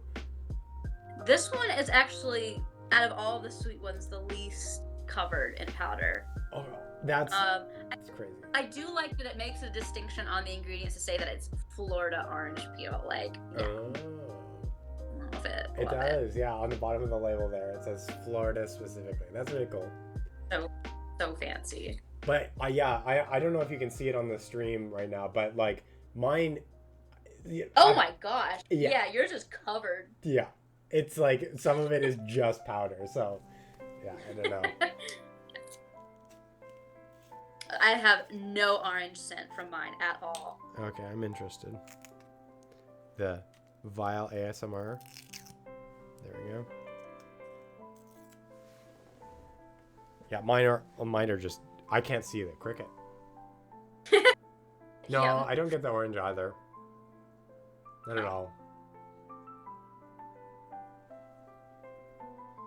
No. Yeah, I just get the recipes of the cricket. I just dumped out a leg. Oh, okay. There's a little back leg back here.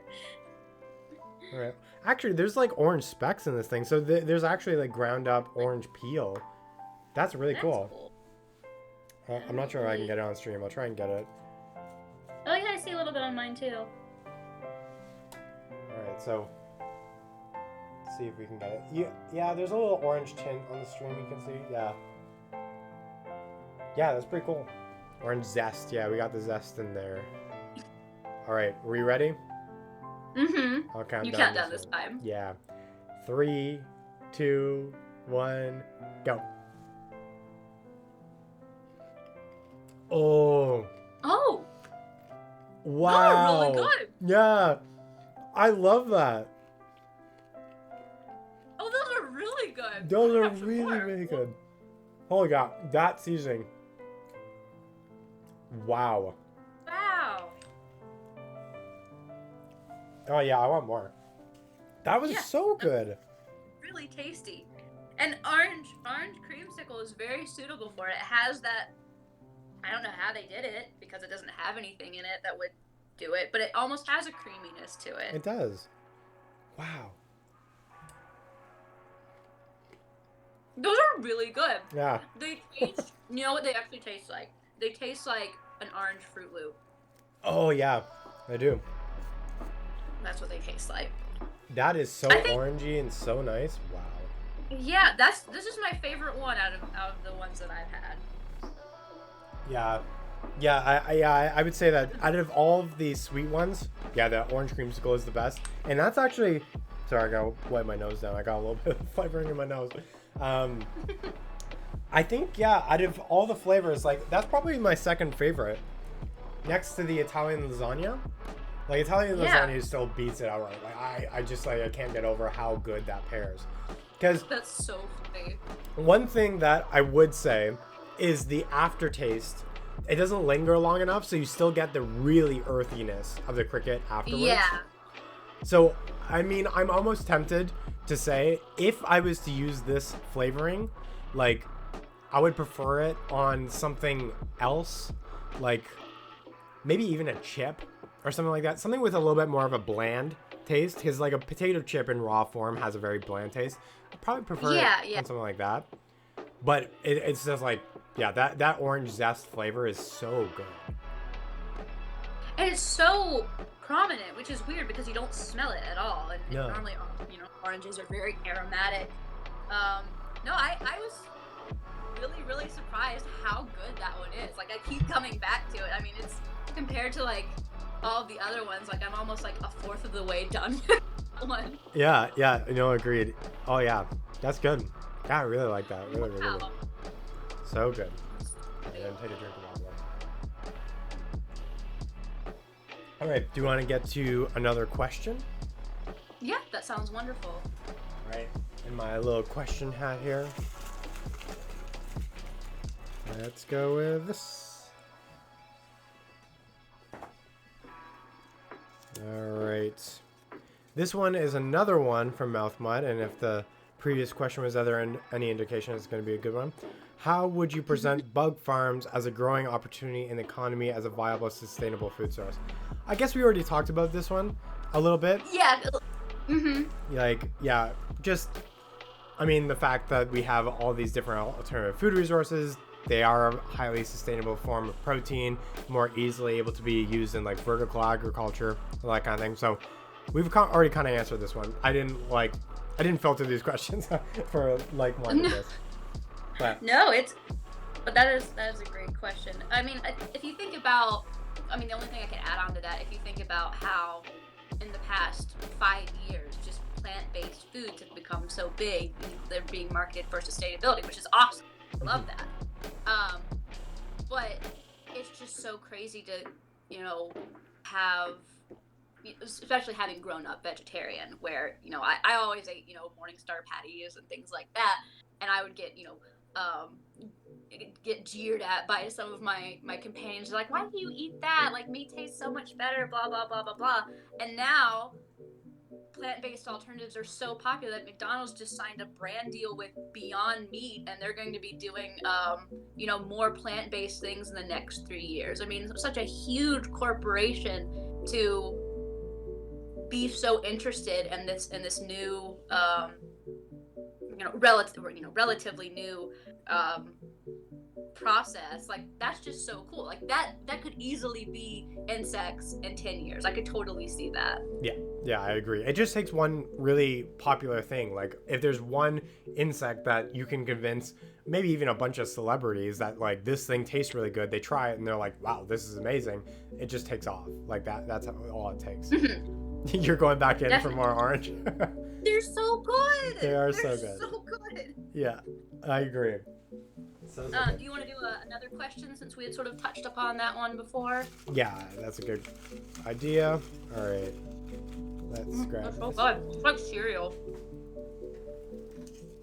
All right, another one from Mouth Mutt. All right, is there a particular insect species that you'd really love to see in the wild one day, or insect event you'd like to witness? This I was hoping we would get to this one. Yeah, this one I was excited to talk about because there is so many insects. I mean, insects are like the most diverse animal on the planet, like animal group, and there is just, I don't think people realize just how gorgeous and how diverse they are, like in terms of their colors, in terms of their shapes and sizes. It's just absolutely wild, and we're still discovering new things.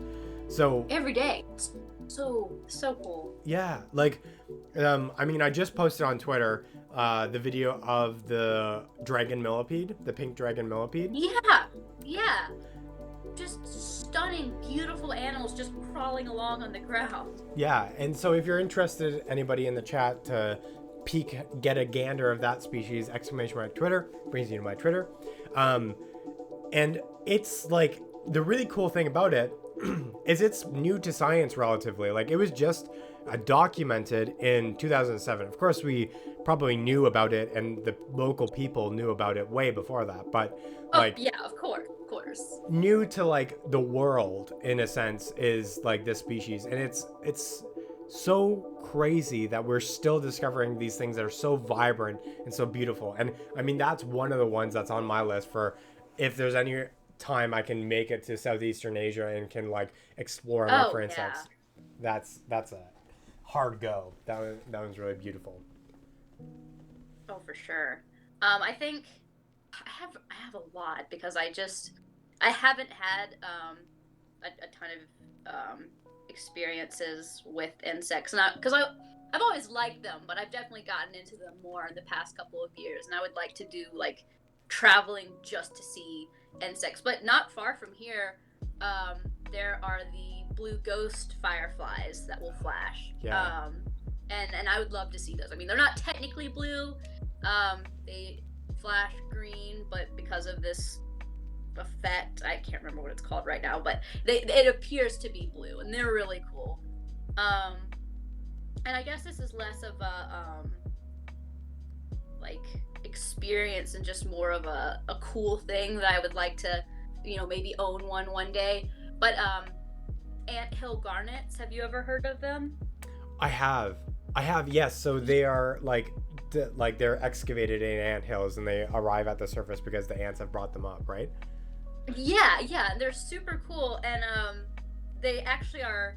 They have to be small for the ants to be able to carry them, but that actually really works out for the quality of the garnets because if they're much bigger than that, they actually like appear almost black. So by being small, it really brings out the red of the garnet, and I believe like most of where they're collected is on Navajo land, and you can't go there without being Navajo yourself, which totally understandable. But I just think that's such a neat thing that an ant going about its day, it sees something that is to it an obstacle, but to us as humans, we see this beautiful gemstone. I think that's just a really cool occurrence. Um, and I would definitely like to own a specimen of one day if possible. Um, I'm trying to think of. I like to see the glowworms in Yeah. New Zealand. That would just be so cool.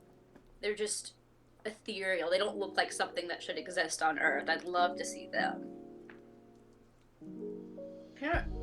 Nothing else like really comes to the forefront. I mean, any kind of migration, monarch migration, that'd be cool to see. Yeah. Just any time there's just swarms of insects where they're just so numerous it's almost beyond belief. I want to be right in the thick of that. Maybe not mayflies. Mayflies aren't as cool as monarch. Well, they are, but I don't want to be in the middle of a bunch of mayflies like I want to be in the middle of a bunch of monarchs. Yeah, that's fair. Yeah, I mean, I have so many of these like large emergence events on my bucket list. Like the monarchs that you mentioned, I still haven't seen like the 17-year cycles mass emergence of the cicadas. Like that would be really cool that'd be see. cool. Definitely, I'm sure. Oh yeah, like it's probably so loud. I can't imagine living in a community near that. Like it must be not fun for the couple weeks they're active. Yeah, the glowworms, that's a really good one. Like I really want to make it to New Zealand to see those caves. Like they're absolutely gorgeous. There's a few giant firefly species from Southeastern Asia. I posted a video of one like a couple of months ago on my Twitter as well, and like they would be really cool to find because they look almost ancient. They look like a large terrestrial trilobite or something that's just glowing. Yeah, and those are larviform, right? Well, like, so are those? The interesting thing about those is the really big ones, they are actually the adult females. They look the same as the larvae. They just kind of like stay in that larval stage, whereas the males, they are the ones that grow up to be like what you traditionally think of as a firefly adult. Oh, that's cool. So it's like a trilobite beetle where they display that neoteny. Yeah. Based on the sexes. Oh, that's so cool. Yeah, really cool. There's that. Yeah, like I've been in a couple of them, like personally. There's one mass emergence event that I'll never forget, and it was one of the years I was doing field work. I don't know why it happened to line up this way, but just one species of dragonfly happened to emerge all at the same time on the same day. And it was one of the most common species that we have in New Brunswick, Canada. And so it was literally like watching the lake, because we got out there really early at daybreak, and that's when they started to move. And you could see the whole lake moving. Like the bottom of the lake just looked like it was moving with these crawling larvae. And then they come out onto the reeds on the bank of the lake, and then they start to emerge, and you can see like the reeds are just buckling over the weight of all of these dragonflies. Wow, that's so cool. And dragonflies at that point, like when they're just emerging, they're at this stage called teneral. And teneral means like that the exoskeleton hasn't hardened yet, the wings haven't fully developed. And the neat thing about that stage is they become like shimmery. They almost look like glass, because the wings are so like, they're just so fresh and so new that they're just coming out, and it reflects the light. And it was literally like watching the lake and watching the shore of the lake was like a sparkling glass jungle of wings. There were just so many flying, and they're slow because the wings are just emerging, and you can see them fluttering along the like trail that we were walking. It was like, I'll never forget that moment, because it was something I never heard of or I never expected, but for some reason it was just it just happened, and it was like I can't even explain it. So cool. Wow, just the right conditions, the planets align. Oh, that just sounds magical. I mean, that just sounds so beautiful. Oh, I'm so happy you had that experience, but I'm also totally envious. That sounds so cool. Yeah, really cool. Wow. All right, so we have 3 final savory flavors. I figure we can get to one of them now, and then we'll maybe answer another question. Yeah, sounds good for me. Let's see, what was the order of this one? So we got Mexican mole next. It's the next flavor. This one looks kind of neat. I mean, it looks less powdery, which is kind of cool. It looks like almost like they've been fried in some kind of sauce. It's just really like, the crickets look like they've gotten a lot darker, which is kind of nice. I'm really interested to try this one to see what it tastes like. I feel like the flavor is gonna like really complement that earthiness of the cricket really well. All right. So They are really dark compared to the other ones with the flavoring. Yeah, it's pretty amazing. Smell doesn't really smell like anything. Again, it just smells like crickets. There's a little hint of like another like umami scent, but can't really identify it. You know what would probably be really good with crickets? Teriyaki. Oh yeah, I'm surprised they didn't do a teriyaki flavor.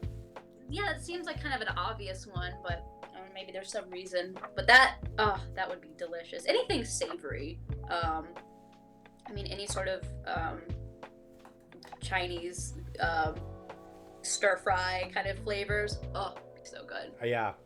You know what we can do?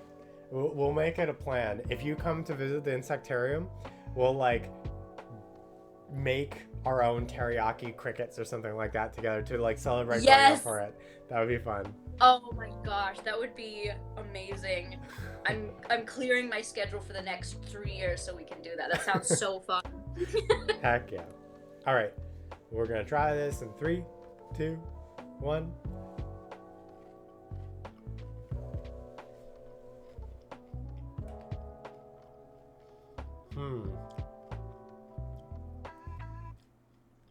I'm glad we saved this one for the end. It's just crickets. It's just crickets. What? It just tastes like crickets. It's just crickets. Yeah. There's no other I don't even know. There's no other flavor with this thing. It says there's roasted crickets, smoked paprika, sesame seeds, onion, garlic, brown sugar, chilies, cacao, cinnamon, allspice, anise, cloves, sugar. There should be a lot of flavors in this thing. Yeah. Maybe it's just a one that didn't get the flavor on it, because all of those are very aromatic and flavorful. You should have either been able to pick it up with your nose, or you should have been able to taste it. That's so weird. Yeah. Yeah, I don't know.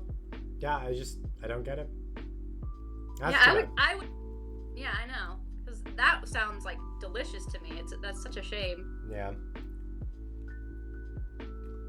I'm just gonna get a 50 pack of the lasagna ones. Forget all the other flavors, just lasagna. Just Italian lasagna. This is the go-to.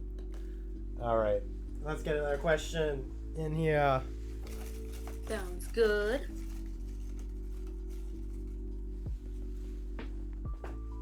What do we got now? Another one from Mouth Month. Oh my! I don't know why we got like 4 in the row. You just delete everybody else's question. I don't know.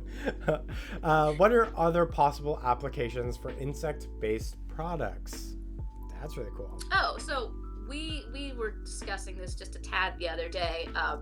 Me and Pine. Okay.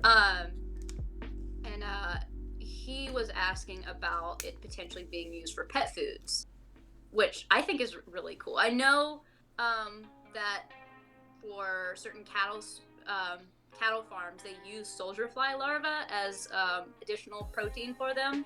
So it would be interesting to see if that could be applied to food for like cats and dogs. Right. I mean, obviously, I don't think that should be the majority of where their protein is coming from. It'd be a blend of other protein and meat sources. But for me, adding insects into a pet food makes way more sense than adding, grain or seasoning or something like that. You have these really fancy pet foods where I love to spoil my animals, but some are just like, do they really need that? I don't think they do. Yeah, that's a good point. Yeah, and I actually had never considered that as like a plant food or a pet food resource. Like that's a really good idea. And I don't know if anybody's even like dabbled in that yet. So maybe an untouched industry that would be really good to get into. It would be interesting.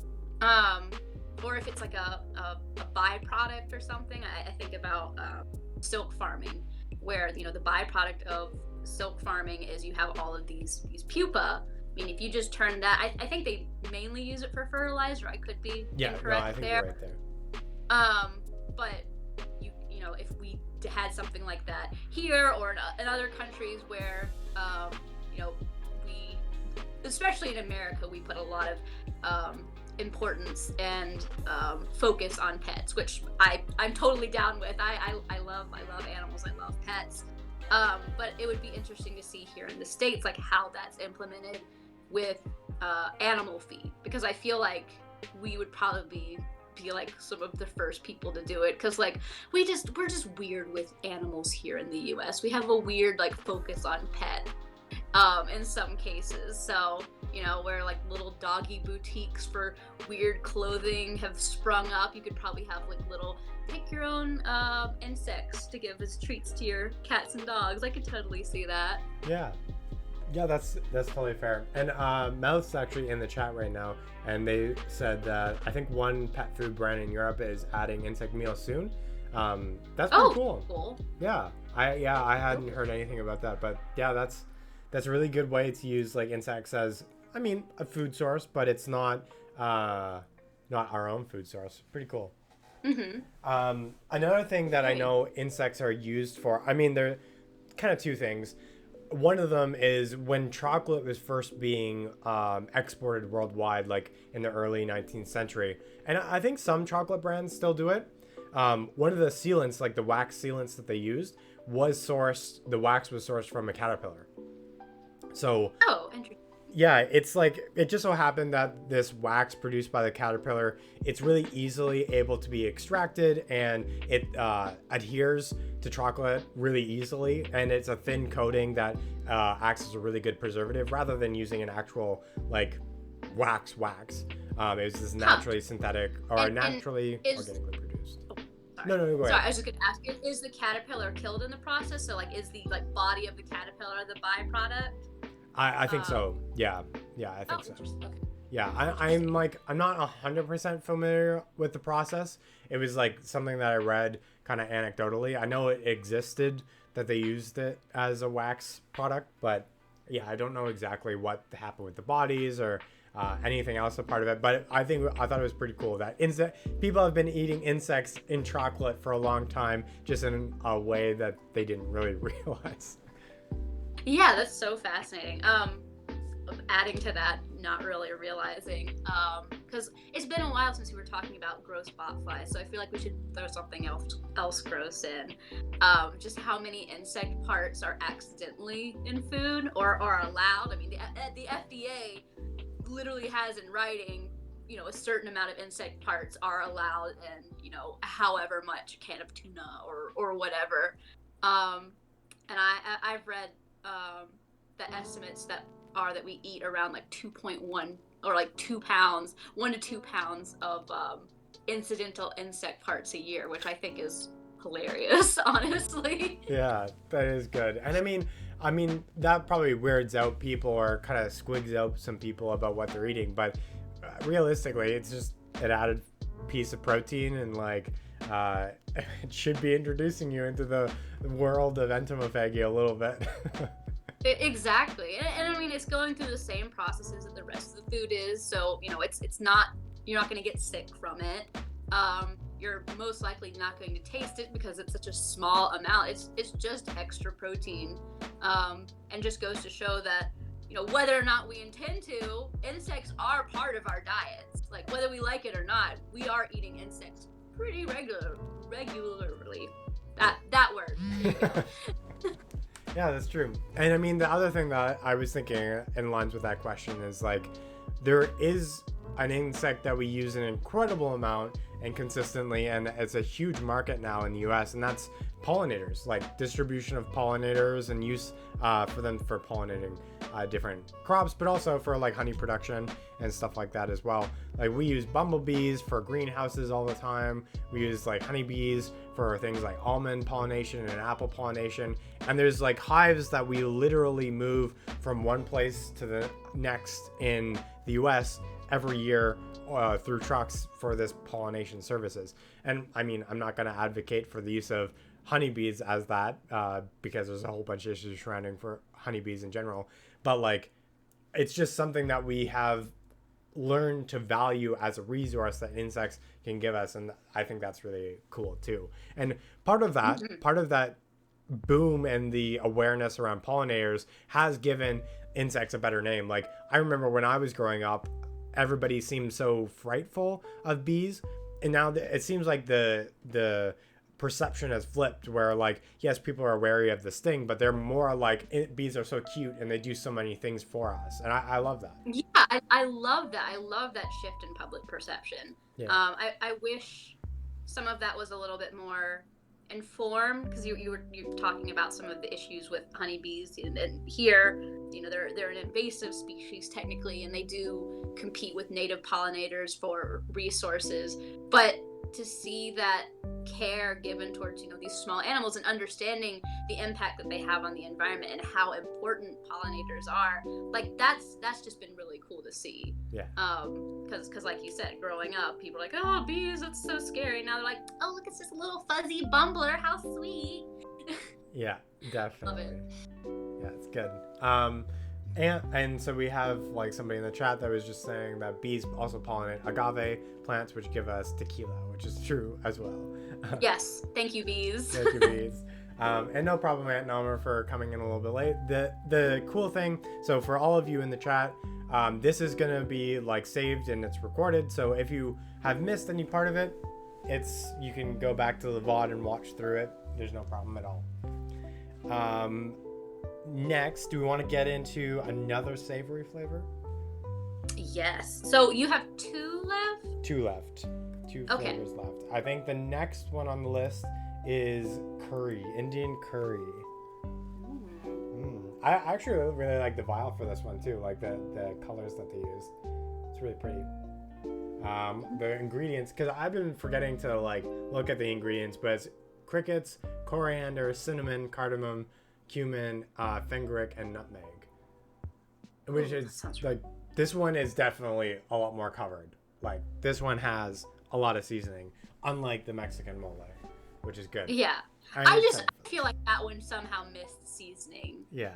I think so, because, yeah, this just, it doesn't have anything on it. It's too bad. All right. Open this up. That one didn't have as satisfying as an open. I'm very sorry. No ASMR with that. Oh, this one smells like curry, though. Oh. I bet you could just sprinkle those over rice and it'd be delicious. I think so. Oh, I'm going to do that. I think I'm going to do that for lunch, depending on how it tastes. But that's a really good idea. One step at a time. Super smells like curry. All right. Yeah, very coated in the seasoning. Here, I'll pop it up onto the chat. You can tell, like, that yellow, mustard yellow color just screams curry. Oh, I'm excited. I love curry. All right. 3, 2, 1.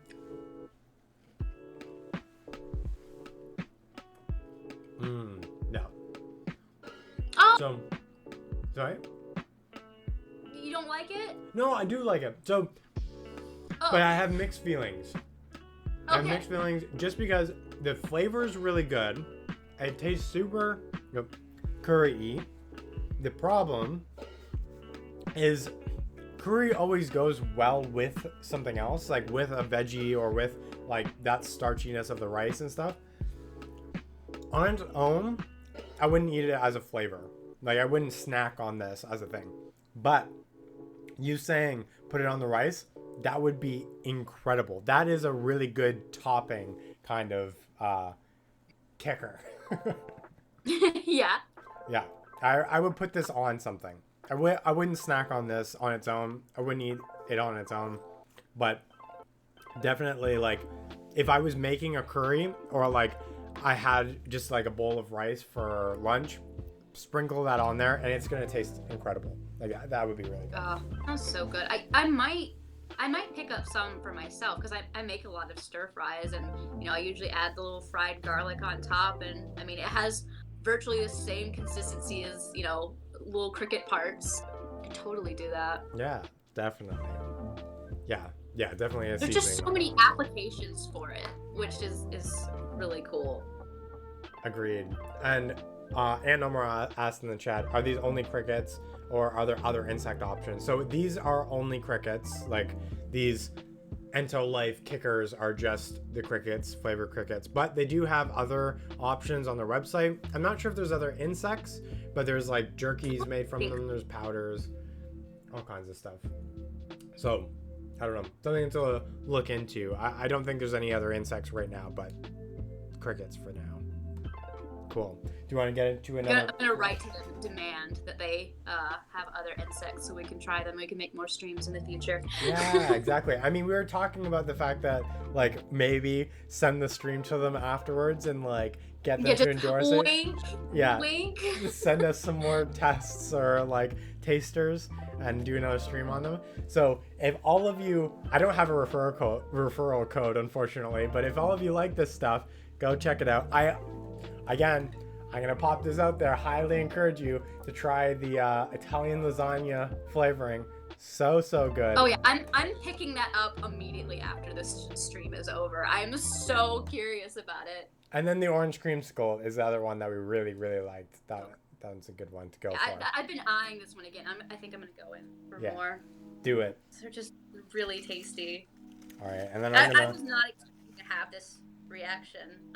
Because to be honest, I do have a lot of sensory issues related to my autism. For a long time, I was just such a picky eater because everything, just the texture was too overwhelming. So I was really curious to see how this would go, and it's great. I love everything about it. Like, there's some stuff about the flavor that leaves a little bit to be desired, but just as far as the experience all around, it's very pleasant. They're very fun to eat. Yeah. No, I agree. Totally. It's really great. They're so good. I'm glad you enjoyed them so much. This has been awesome. I really am. Let's get another question in here. You know what? let's go with this one. I swear if it's another question from Mouth Mutt. I think we've gone through all of the Mouth questions, so no chance of that. This one is from Slushy. What other bugs would be good candidates but are underrated for that reason? For like into eating insects? Well, you know more about it, so you go first. I was just thinking in my head. So I think, I mean, the biggest one, in my opinion, is probably ants. Like, I have seen, I forget where the video was from. I think it was from Thailand. And they were doing like a docu-series about like local peoples and their like local dishes and stuff. And one of them was a weaver ant dish that used just like, they would go out, they would knock this tree and get like hundreds of weaver ants and would go into the salad, and like it added this bright element to the salad because weaver ants, they use a type of formic acid as their defense spray, and that formic acid is very acidic, of course, and some ant species even use things like citric acid or citronella as their defensive compound. So they're almost like built-in citrus zestiness, which would just pair really well with something like a salad. And so, I don't know. I don't see it very much where people are like, yeah, go for ants. But even in North America, there's really common species that use citronella as a defensive compound. And I have eaten them before, and they just taste beautifully like lemons. And I think people have to like use them more often than anything else. Like ants are the way to go, and they reproduce so fast because they have these massive colonies that they're just like a sustainable food source too, in a way. Yeah, for sure. Are ant larvae ever eaten? Good question. Or is it mostly the adults? Do you know? I'm not sure. I feel like, so in that weaver salad that I was talking about, that weaver ant salad, they did eat the larvae as part of that. Yeah, it does sound really good. They do eat the larvae as part of that, and that's because the larvae are really easily able to be knocked out of the tree as well. But for something that's like under the earth, I think it would be a lot more difficult to excavate like all the larvae and stuff. Yeah. Whereas the workers, like once you disturb the colony, they typically flood to the surface, so you can pick them off pretty quickly. Yeah. They harvest themselves essentially. Yeah. So I think that's like, ants are a really good way to go. But I mean, there's so many different species. Like, I think the best answer to this question is the fact that there's just nobody going out there eating as many insects as they can. So like, we don't know the flavor profiles that exist with the insects, right? Yeah, we can find one that just tastes naturally like Italian lasagna. Like, you don't know. It could be out there. Yeah, it's true. There could be something that just tastes naturally like Italian lasagna. Totally. Yeah, I ants are definitely a great candidate. Like anything small that can be like easily blended in, because that also, again, I think helps people sort of overcome that initial hesitancy about eating an insect. But at the same time, I mean, you look at the really large insects like locusts. My mom was actually asking me this question of why more people don't eat locusts, especially when they are sometimes in like plague-like proportions. And I was reading, and it appears that the main answer is that we use so many pesticides on them as our main deterrent for them that it's just unsafe to eat them. Yeah.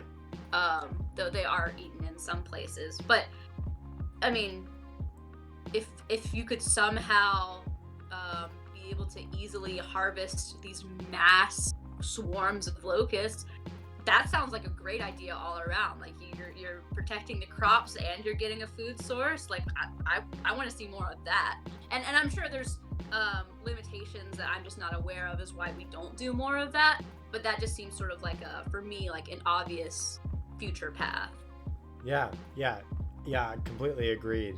Like it does seem like a natural, logical next step. And especially when I was just talking earlier about the grasshoppers that I tried as part of that like pulled pork grasshopper thing, like locusts would seem like a really great option if we can get them tasting that good. Right? Oh man. That'd be absolutely delicious. I just there's so many options Yeah. of what you can try, and just I want to try it all.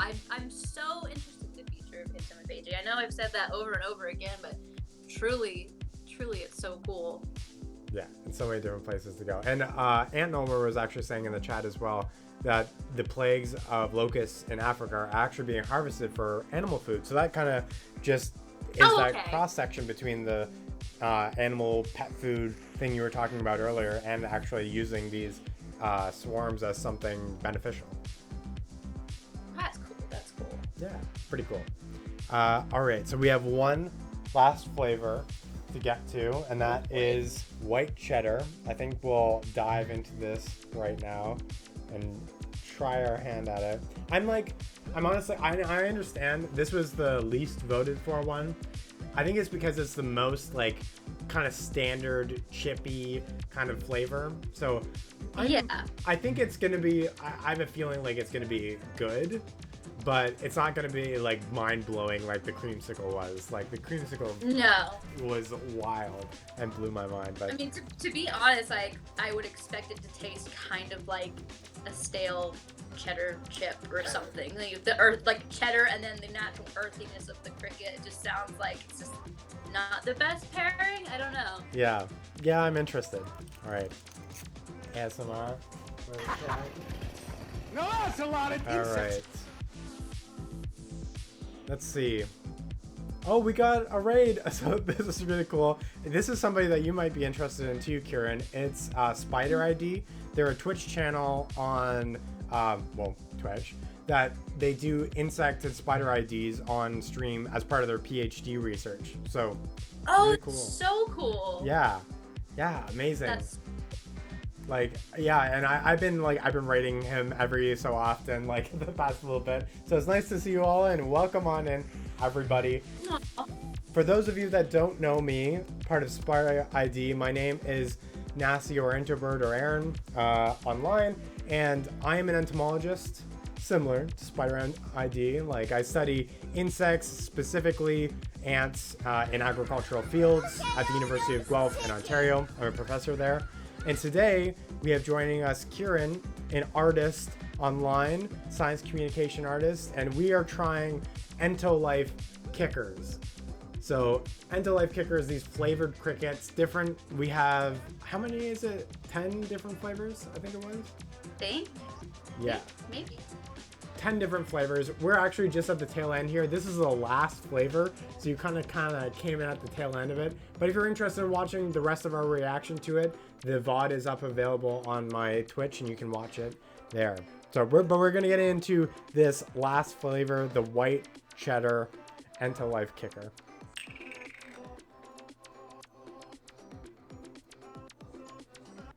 All right. I see it doesn't smell like anything. It just smells like the crickets again. Mm-hmm. That would be sharing like an ant do. Not too bad. I'm just I'm excited for the flavor. So we'll pop it in 3, 2, 1.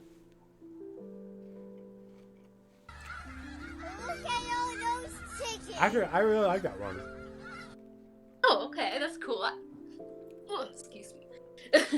I like white cheddar as a flavor anyways, but I don't know. The crickets are like that chippiness that we've talked about before. Like they have that nice earthy flavor to them.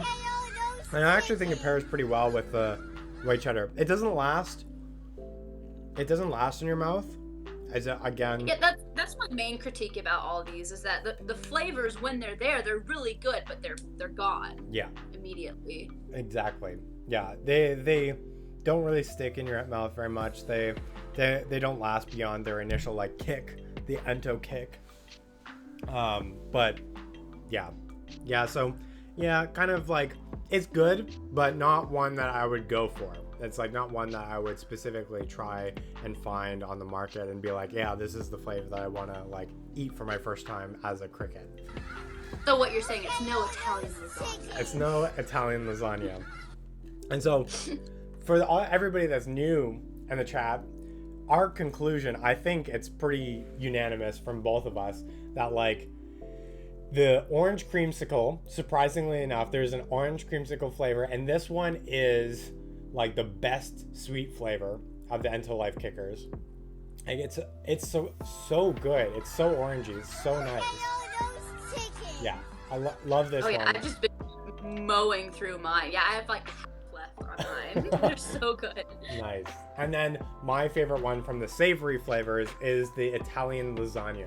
Italian lasagna is so good. Love that.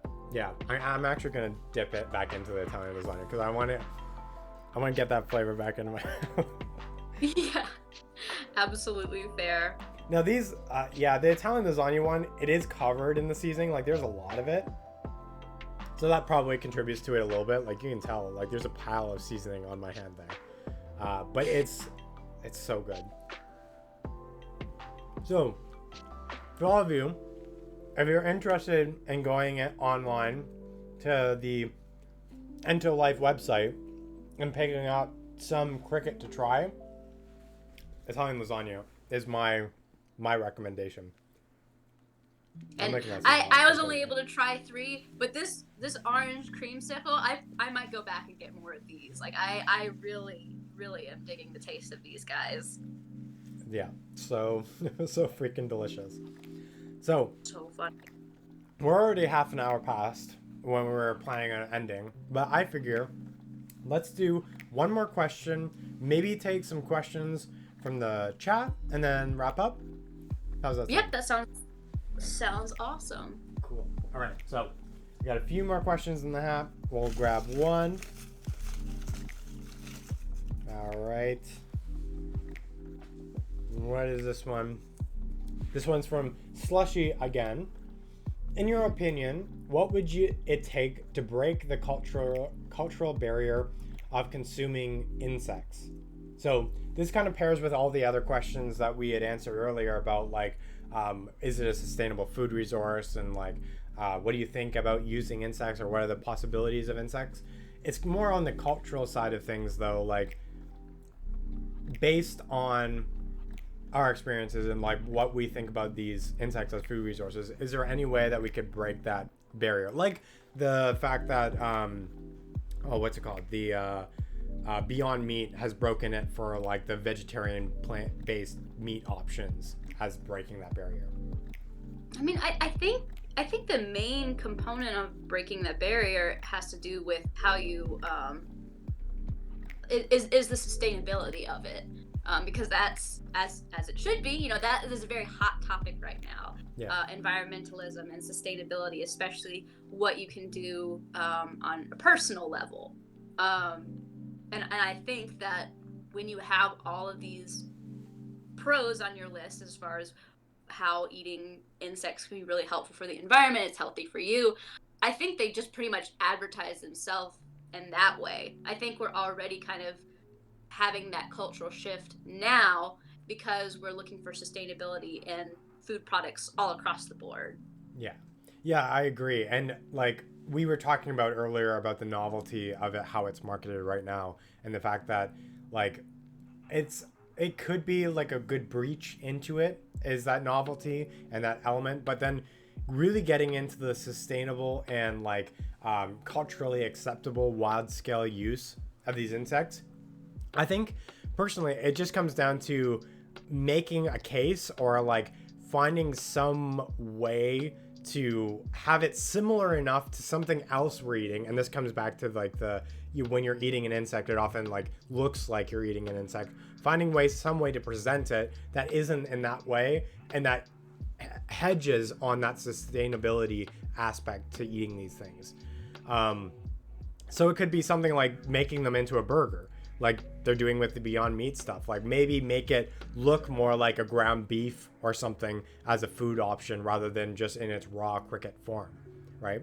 Mm-hmm. And I think something that just like kind of came to me was I was talking about the like pulled pork grasshoppers before and how much I love those at the entomology conference that I presented at, and having that like barbecue slathered like grasshopper was just like so good. And the fact that insects naturally, they are a little bit more like easily preserved, so you can keep them longer term on shelf life and stuff. Some of that, getting them into people's mouths and on the shelves, might be to like prepare them in unique ways, prepare them like in a dish, and like almost mask them via the inside of that dish, and like get people trying them in that way. Maybe do like a like frozen dinner grasshopper pulled pork or something like that. Gosh. I mean, it might be a good way to like really market it as this food source that you can cook with yourself by cooking it in some really good way and then having it preserved, and then somebody buys it and then realizes it's good, and then it kind of takes off in that way. That might be a like foot in the door kind of thing. Mm-hmm. I 100% agree with that. Yeah. Actually, and on that front of like preparing things in unique ways, I want to like end with one of my favorite cookbooks that I've picked up. It's the Eat a Bug cookbook. And I mean, outside of just being really good for recipes and stuff, and I've tried a couple of these things, but it's also just visually stunning. Like, I don't know, the photography in it is pretty gorgeous. And I mean, on the back cover, you got like a fried tarantula there. It's kind of wild. But they do have like really cool like meals, and it's not just I would say it's not just like fried things or cooked things in what's it called, like sauces and stuff. Sometimes the book actually naturally lets the insects speak, and this is one of my favorite recipes, and it's not even for a meal, it's for a drink, and it's the amaretto honey pots. So honey pot ants. That sounds so good. Yeah, and it's like, so it's like honey pot ants, which are just naturally like, they have that big reserve of the honeydew liquid, which is really sweet, and it's really like, I mean, it tastes like honey because it's the nectar of plants typically, and or from the aphid species that they feed on. And you just pop this in, and it gives a nice burst of like sweet flavor to whatever drink you're drinking. And I don't drink alcohol, but like I would put honey pot ants on, even like just based on the picture, something like a soft serve ice cream or something like that. It seems like a neat additive. Well, we have popping boba already that we sometimes serve on top of ice cream, or just an ant, just boba with legs. It's fine. Yeah, it's fine. I like maybe Menchie's. We'll market this to Menchie's or something like that. Some like self-serve ice cream or yogurt place. Like, yeah, we'll just stock one of your shelves with popping ant boba. Okay, but ice cream with the orange creamsicle crickets on them, I would 100% eat that. That would be delicious. Yeah, that would be amazing. So good. And there's so many recipes in this thing that present insects in unique and like really delicious ways. There's like shish kebab, grasshoppers. I'm trying to find, there's a bee recipe that I actually tried that was really good. I don't think I could eat a bee. I mean, I know it shouldn't really depend on like what an animal looks like versus like whether you'll eat it or not, but like bees are so cute. I know. That is very true. Like, and it is like, it's tough to like see them as like a food resource when they're so cute, and we see so many images of like cute bumblebees and stuff. But like I actually made this salad. The University of Guelph, they have a whole bunch of active honeybee colonies on campus, and one of the colonies was on its way out, and the queen had died, and so we decided, as part of the environmental sciences department with all the entomologists, to have like a social, and I asked if I could take the rest of the bees and the larvae to like make this salad with it, and it turned out really nice actually.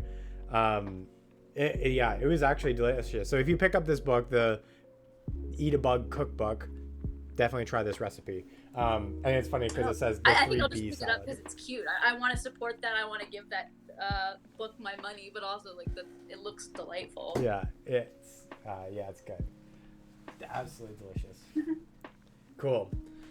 Well, to finish off the stream, is there any pressing questions from the chat? I mean, we haven't been paying attention too much to the chat about like any questions that you're having and stuff. So in the last, I haven't even chat half the time because of how my stream's set up, but yeah, any questions would be wonderful. Yeah, any last minute questions for myself or for Kieran before we wrap things up and head out for the day?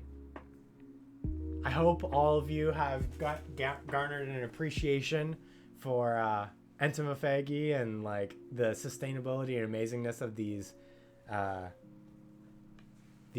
insects as food resources. We had some like pretty great conversations and lots of things on the go. Definitely. I've enjoyed That would be sharing immensely. like an This ant is the do. highlight of my week, honestly. Oh, I'm so glad. And for like all of you in the chat that are from Spider ID's chat, I know you're kind of coming in at the tail end here, but if you're interested in the educational side of things, all of the questions that we answered previously in the chat, or like from members of my Twitter and all of that, you can feel free to go on and watch the VOD afterwards. Like I assure you, we got into some pretty cool topics. We got a couple of thank yous. Thank you from Puzzle J Pros. Want to try cooking with cricket flour now? Awesome. That's good. Oh, that's so cool. Yep. If anybody makes any makes any dishes with insect ingredients, please link me on Twitter. I'd love to see. Yeah, totally. Same for me. So you can reach. Actually, that's a good way to segue into the how can you reach us. How can they reach you on social media, Kieran?